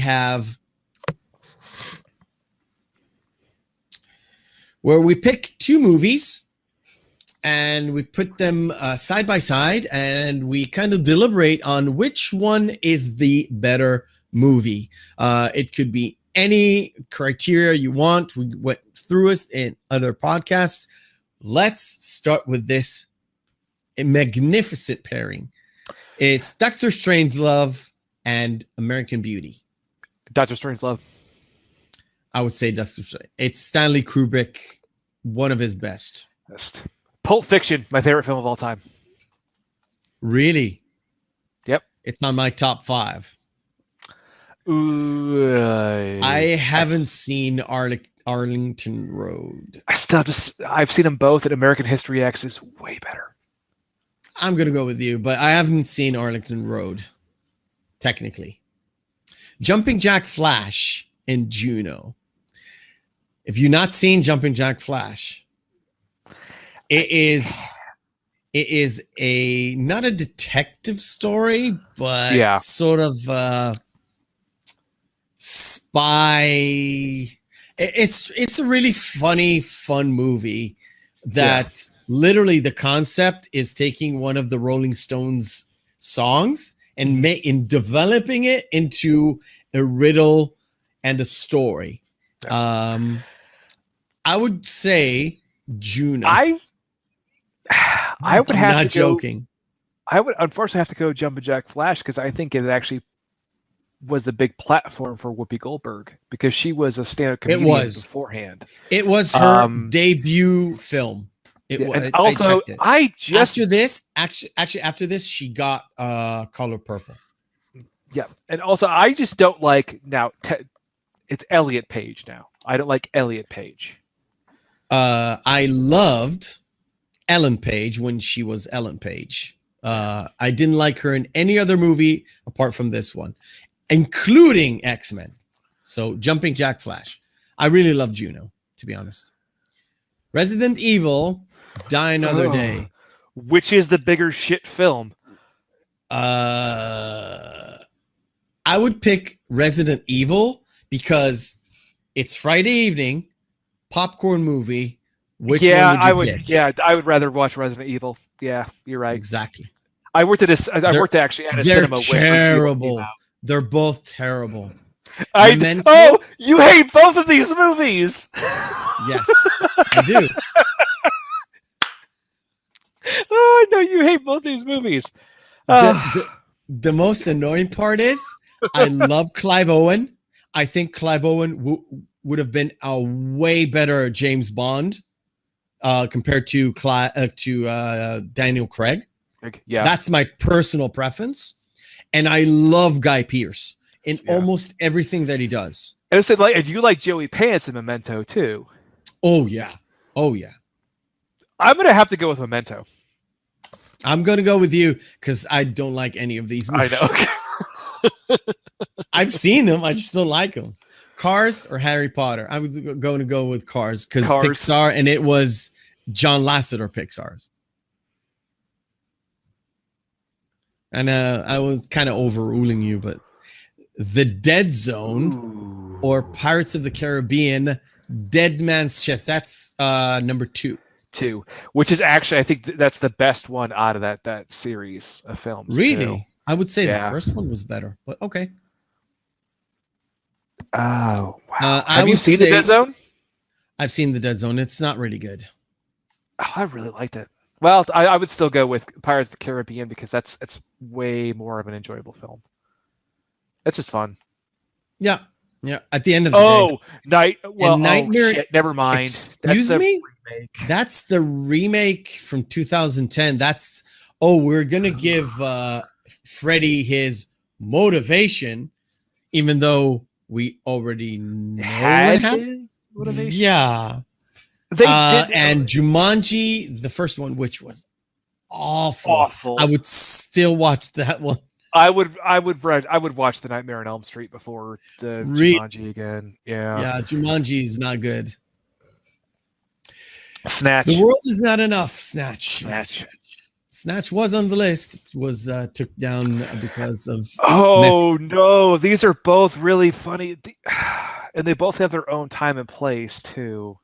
If you want more of a raunchy comedy, you would go Ace Ventura. If you want something more classic, you go Addams Family. I'm going to have to go Ace Ventura because it launched Jim Carrey's career. I'm going to say Ace Ventura as well because I prefer, until this day, the original series, the original Addams Family series. Oh, the even TV though it's series? out of my it's out of my time. Back in the day, when first cable came into Israel, like legit cable, because we had a few of those raunchy illegal ones. When we had legit cable, there was a channel that was active during sort of from the afternoon until late night. Yeah. And it had reruns of Addams Family. That's the first time I've seen Addams Family ever. And I fell in love with that show. Yeah. It was everything that a young boy that was not goth yet, but I really love the sort of the anti-heroes Addams Family, but Ace Ventura. Last pairing because we're, of course, Gremlins. Eternal Sunshine of the Spotless Mind. Just for you. I would not watch that over that, by the way. All right. Ooh. Ghosts or Saf said Gremlins. Well, too bad. It should have been Saf that decides it. All right, so we've got 5,000 gallons of heated dip, and we've got Roger coming into the rescue. If you've ever had chewing tobacco, it sounds horrendous because that's what they call chewing tobacco is dip. What happened? What happened to your camera for a second? No, it froze up for a second. Yeah. Do this to the camera. No. I mean, your hand all the way to the camera. That's it. Okay. Fixes it. No. It's on my end, I guess. Oh, shut up, Saf.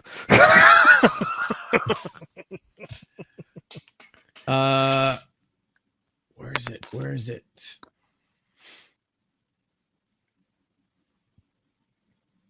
I want to get to the brick scene. Yes. So Roger comes in through the sewers, and he's got a gun, and he's like, "All right, everybody, stop! Put your hands up!"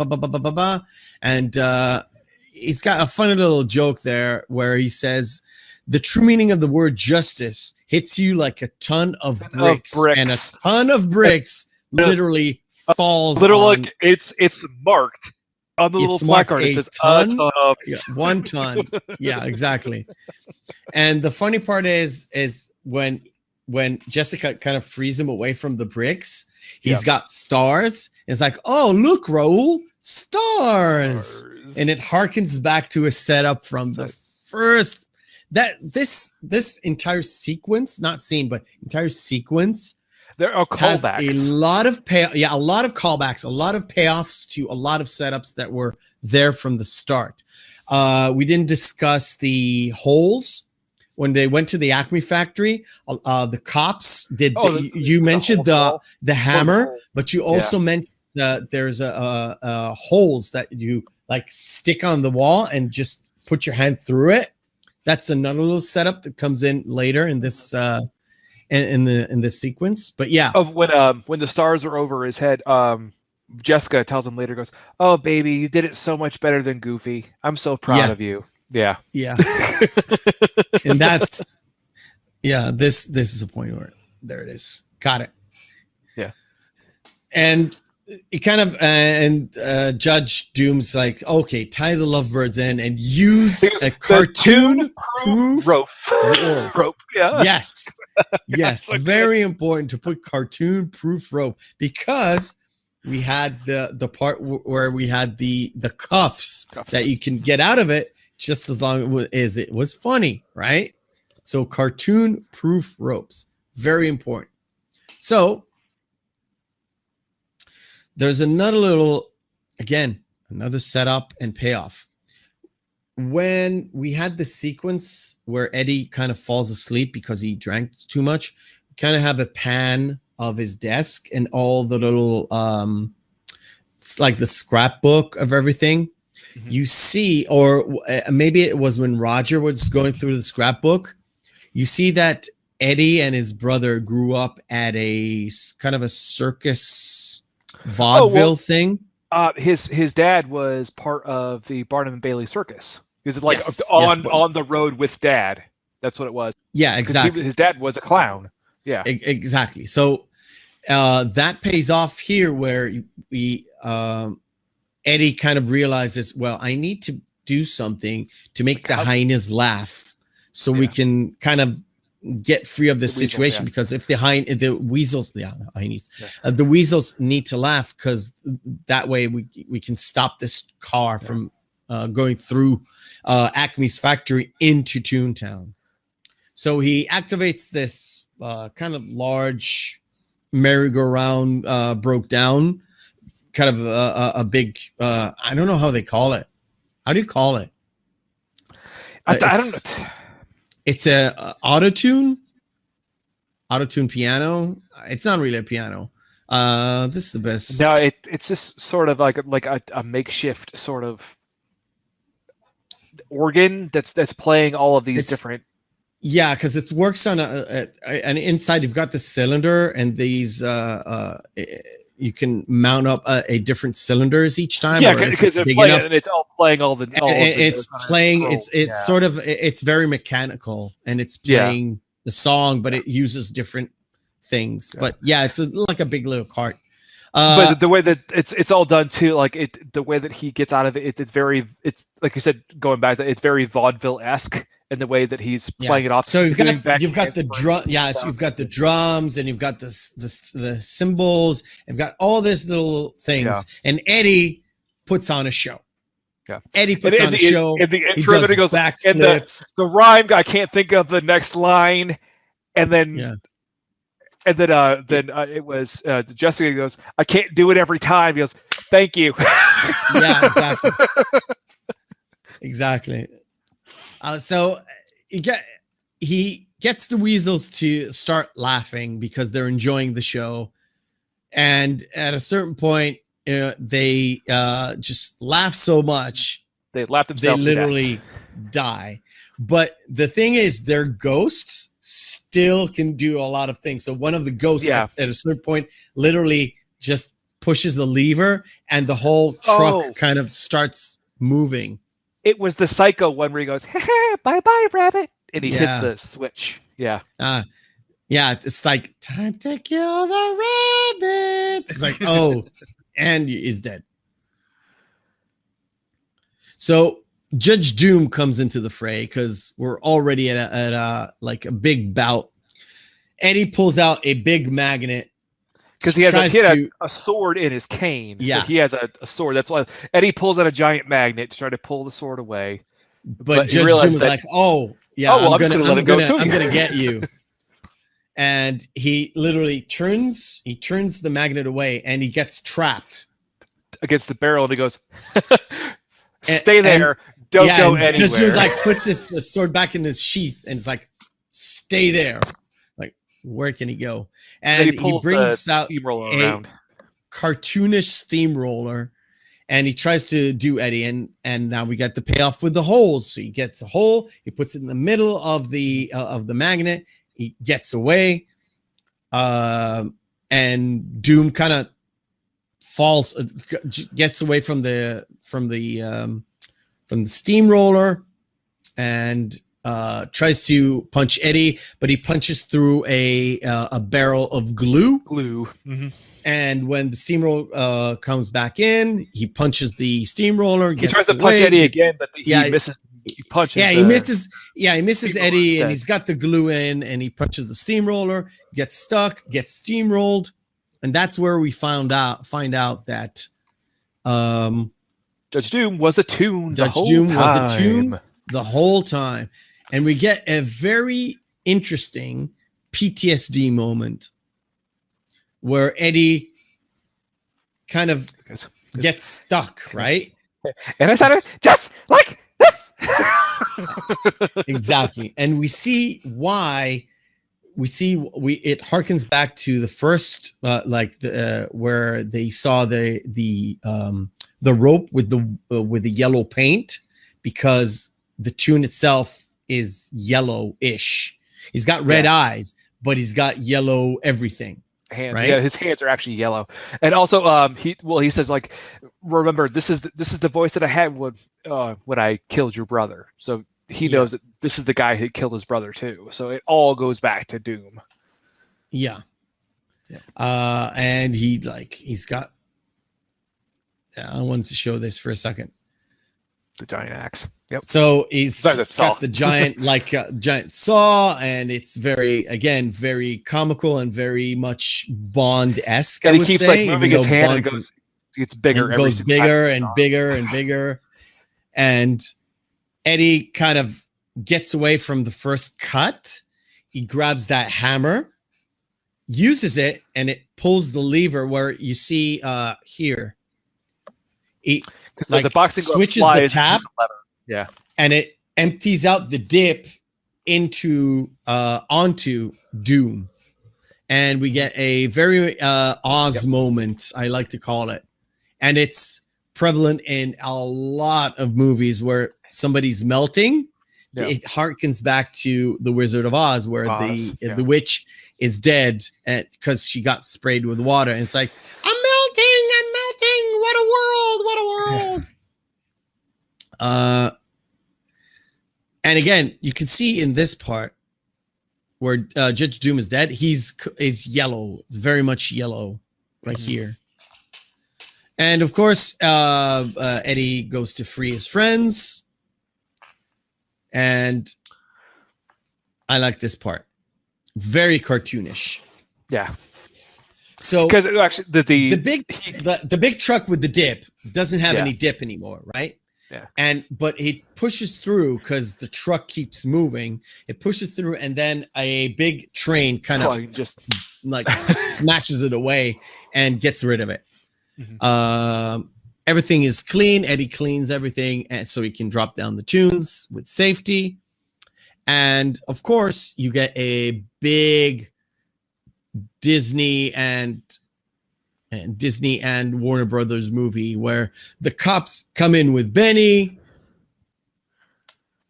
and you see all the tunes there. And they reveal that, what are we gonna do now? Now we don't know what's gonna happen with. No, it's like the tunes is like, who was he? Well, I know he wasn't a rabbit or a mouse or a duck or a chicken. Is he? Yeah. Sylvester goes, or a pussy. You're a pussy, yes. But it's 1941. Well, Sylvester's a cat because he always called himself that. It wasn't a term for something else at that time. According to the laws, thank God for George Carlin. According to the laws of TV, one of the words you cannot say all of the time is cock and pussy. They have to have context. So when he says he wasn't a pussy, talking from a talking cat.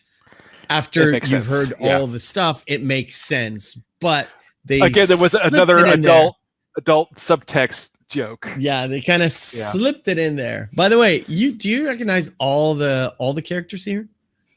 Because Baby Not Herman, all of them, but most of them. Baby Herman is the only one that is made up for this movie or from the book. Yeah. I know that this clown has a name. I don't know what the name is, but it's a well-known character.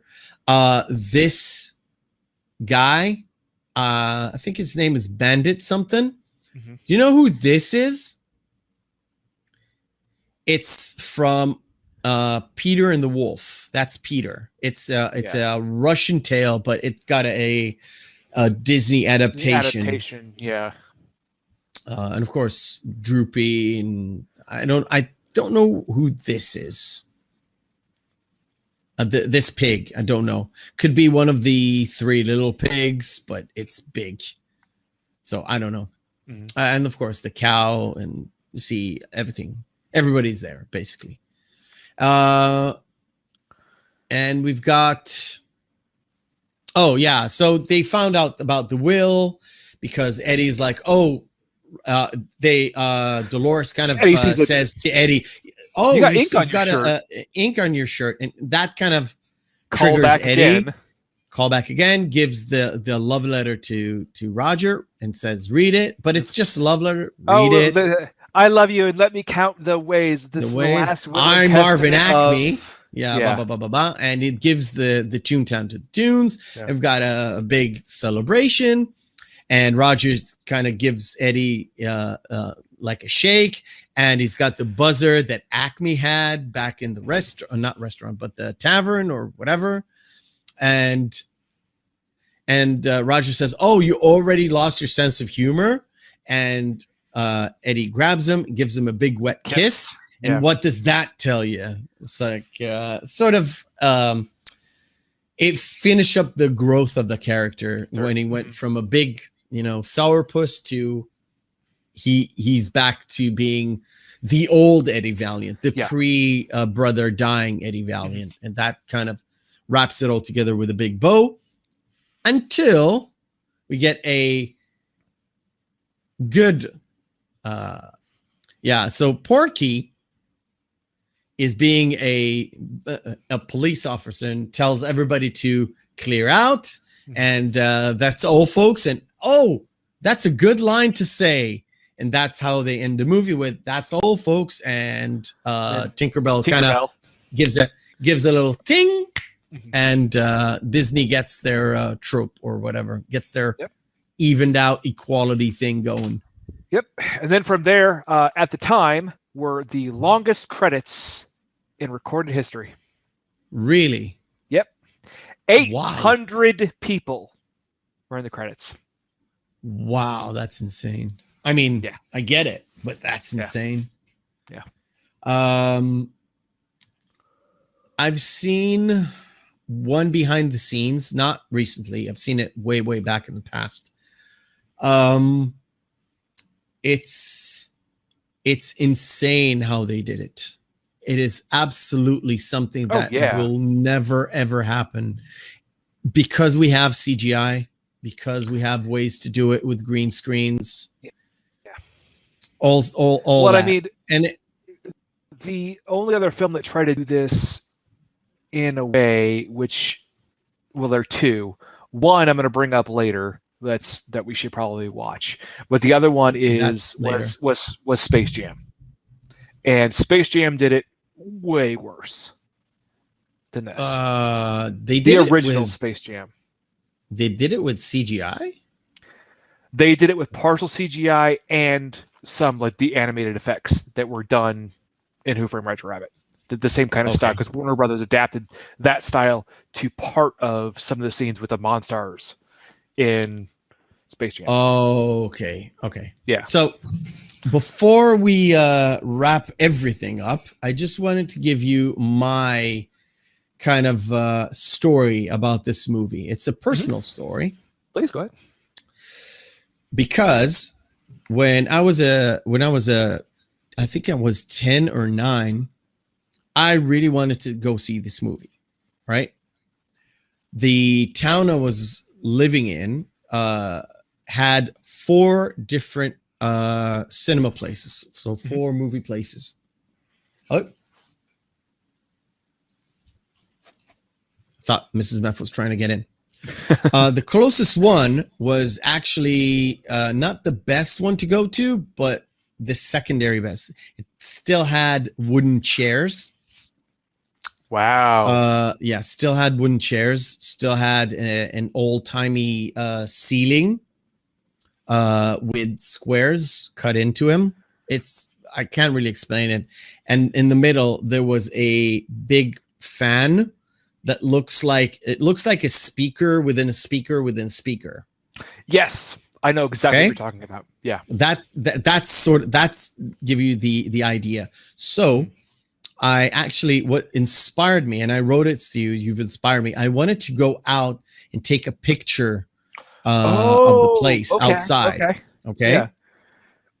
Cause it's after they shut it down. After they shut it down, it was made into a sort of a blockbuster, sort of a video rental place, which then closed because video. Obviously. Obviously. But I wanted to show you a few pictures. Let me put it on screen. So the big lettering, it says in the small one, it says cinema.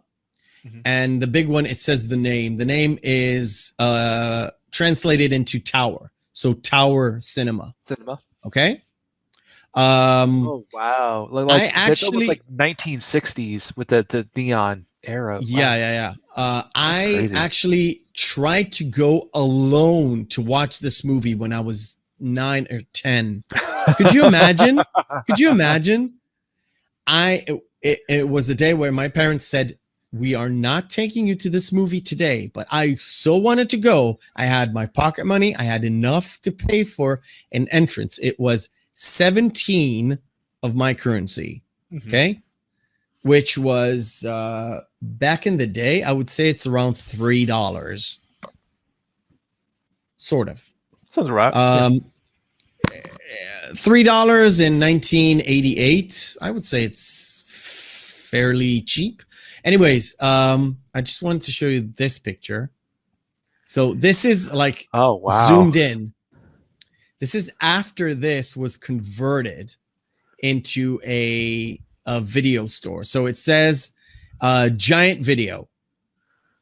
That's what it says. And I can zoom in a little bit. Okay. So could you think and guess what this is? It's bricked up, but it's a square. And by the way, if I'll show you an outside of the other two other ones, you'll see this exact square. Could you guess what was that square? I can only think of like ventilation. No, I thought so as well, but no, it wasn't. This is where the poster of the movie that was shown in the cinema was. So it was sunk in to put in the lights behind it. So it wasn't like this big poster on the back. It was a small poster because it had to fit the movie, the poster of the movie, and beneath it, the times and where they showed it. Wow. Okay. Yeah. That is really unique. Okay. So you would... Like in America, where you see that the signs right above where the doors are, that's where they have it. That's like the typical that's the marquee, like above the door, so a little bit to the left, where like the doors are in the center there. So then the doors are here. Oh, the doors are there. Okay, I thought the doors were in the center. These doors are the exit. You would actually go out at the back here. You see this place? This is the actual screen where the screen was. There's a door right here. Okay. So the seating were like from here to here. Yeah. You see my mouse from here to here, and you would climb all the way down and go out this door right here. So these doors are like emergency doors. That's so and interesting. Inside is this. There's like an automated video thing here. Yeah. But behind it was a door to enter, and the where you got the movie stubs are inside. Yeah. But I would say though, like from where you were pointing, where the actual like front door is, that's where they would have like the movie posters up there, and then they would have like the general marquee above where I was saying there before, where you see the like, big writing. You would guess it was where the big writing is right now. So the big white yellow writing, you would guess the big movie poster would be there, but no, it was actually there. Yeah, that's really interesting. Huh. That's weird. So actually so I'm gonna show you this. See this little square here? That's the same kind of square. I'm sorry about this. So let me go back. You can see it here. You see this square? Yeah. This is a much bigger square, but it's in the same vein as the other one. So you can tell because there's a big square over there as well. Yeah. So you guys like not have very, very small multiplexes there then? No, just it was a cinema place that had one movie. One movie. Okay. Yeah. And we had four of them. Then. Okay. Yeah, we had four of them. Yeah. You can tell the square is here. See? Yeah, that's really cool. It's very interesting. Very interesting. Yeah, because we only have like big cineplexes anymore, where it's 12 to 14 screens. These places are wherever you go. Shut down. They shut down 1998.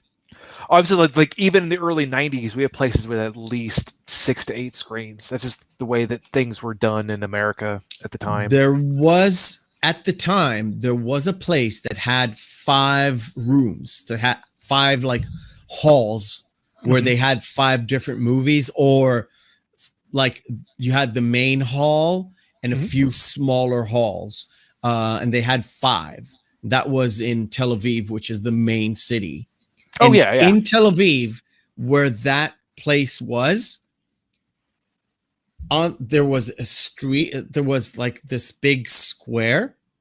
It was at the end of one square, which is not really a roundabout, but a big like a town square, I would say. And that was next to it.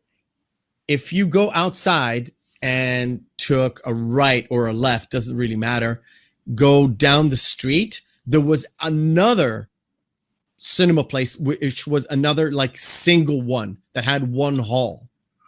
And they were like a street and a half away from each other. So if it was this and like this and this one was the big one, this one was the smaller one, because of course it had one hall. It was very weird. Very weird. Yeah, that is peculiar, but no, that's interesting. Thank you for showing me that. That's interesting. Just think about like Broadway, that has on the street, it has hall this, hall that, and you just move to the street, and that's Broadway as we know it today, where you have the big marquees and the small marquees, right? Yeah. So that's how it was in Tel Aviv, where you had that big, it was like 5 halls, and another one that was just down the street. Yeah. So like right now, how it is with coffee places or fast food. For now there's like, it's a massive mall. It has 20 halls and or 50 halls or whatever. Yeah. And it's gigantic. It's just big monsters all the way through. As you mentioned your story about trying to sneak away to go see the movie by yourself. I did not sneak away. I just went out the house. I checked the newspaper. I think it was on a Tuesday, and there was a showing at 5 p.m. and I said, well, 5 p.m. that's okay, because then I'll be home by 7, because it's an hour and a half, right? Yeah, that's my kid, right? I went there on Tuesdays. I didn't even notice. I didn't notice I knew the times, but because there were different places, on Tuesdays in that particular town, commerce was closed at noon. It was very strange. I still don't know why they did it, but I asked my wife, and she said, in this town where we live right now, where she grew, it was Mondays that you had commerce, you had grocery places, all that stuff closing at 3. So the movie places, all 4 of them were closed except for one of the main ones. But the ones that I went to see it at was closed on Tuesdays, and I didn't even know. Yeah. And of course, my dad had to take me. I think actually that was the last movie my dad actually took me to by himself ever. Really? The only one. That's interesting. That's why I have a very deep connection to this movie. Yeah, I have a very big soft spot for it too. I mean, obviously with those pictures from Universal Studios when I was 8, and also I have a little story about me trying to sneak away to buy something too. When I was I was 6, so this is right after the movie came out, and that was the height of me being into Looney Tunes. So they had, the infomercials, like back in the day, they had like collections of like TV shows and stuff that they would sell on VHS on like infomercials. Yeah. And one of them was a Looney Tunes collected. It was like, oh, you could buy this, call now. It was a Saturday morning. I was by myself. I had enough money saved up in my piggy bank where I'm like, I can buy this and just pay Mom back. It's not a big deal. So what did young Mr. Feelings do? He snuck into his mom's purse, grabbed her credit card, and called that number. And what happened was a 30-minute conversation of a man on the phone trying to teach a 6-year-old kid how to give him the credit card number for his mom's credit card. Jesus. My mom caught me because I'm like, I don't know what the CVV number is. I don't know what that is. He goes, just look on the back of the card. He's like, just read the front numbers and then read me the back numbers. My mom came down and put it into that immediately. She was pissed. She was furious. It was like, but Mom, I've got my piggy bank upstairs and I was just going to give it to you. And she was, Kyle, that's not the point. Oh, jeez. All right. We have gone way too long, but it was fun. Yeah. Next week we have got Beetlejuice. Beetlejuice is out. Beetlejuice. Yeah, you said it 3 times. Yeah, you've got, so let him appear. I've got something to show you when we got offline. Something that I saw today, which was weird, but it's out there. It's out there. So next week, got you that picture for next week too. Yes, it's saved. Next week, Beetlejuice is what we're going to discuss. Go and watch it. It's fantastic. I'm so happy I got to see it again. It was a joy. It was absolutely a joy. It literally shows the absolute insanity that Michael Keaton can go through. Yes. Yes, but we're not going to discuss it today. I would think his only other role where he goes crazier is Birdman. No, there's the movie where he is a crazy person that breaks out of a mental institution. It's with Christopher Lloyd, and it's with many other people. Damn. It's you're right. Crazy Fools or something like that. I don't remember the name, but he is absolutely insane. Yeah. So Beetlejuice, go watch it in any form you like, digital, non-digital, DVD, VHS, whatever. Come back to us next week, same time. 8 o'clock UK, 3 o'clock Eastern, and 12 o'clock Pacific. We'll be here. The Reel McCoy. Like on this video, subscribe if you like to subscribe and see more stuff. I'm going to try and put on more content on this thing. And before we go, we have to see the short version. I have not forgotten. Don't worry. It's there. It's not primed and ready though. Hold. Yeah, let me go. This and that and bajunk. Okay. All right, primed and ready. Hopefully you can see it. Here we go. The short version. Cookie. Look, Raoul, stars. It's only a couple of pictures, Eddie. Where's the rest? Nice monkey suit. Roger is married to her? Patty cake, patty cake. The rabbit cacked him last night. Toons need to respect the law. My stogie. Wah. Laundry day. You could have done this the whole time? I'm not bad. I'm just drawn that way. Shave and a haircut. Come on, Eddie.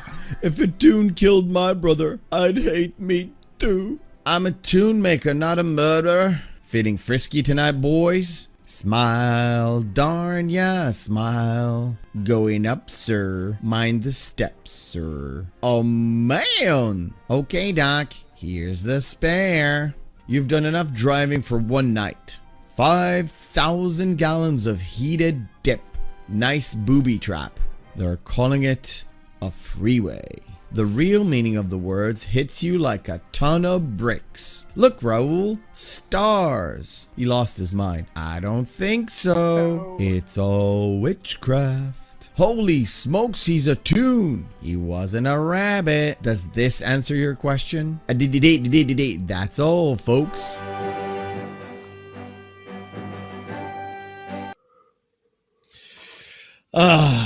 See you later, everybody. Graphics.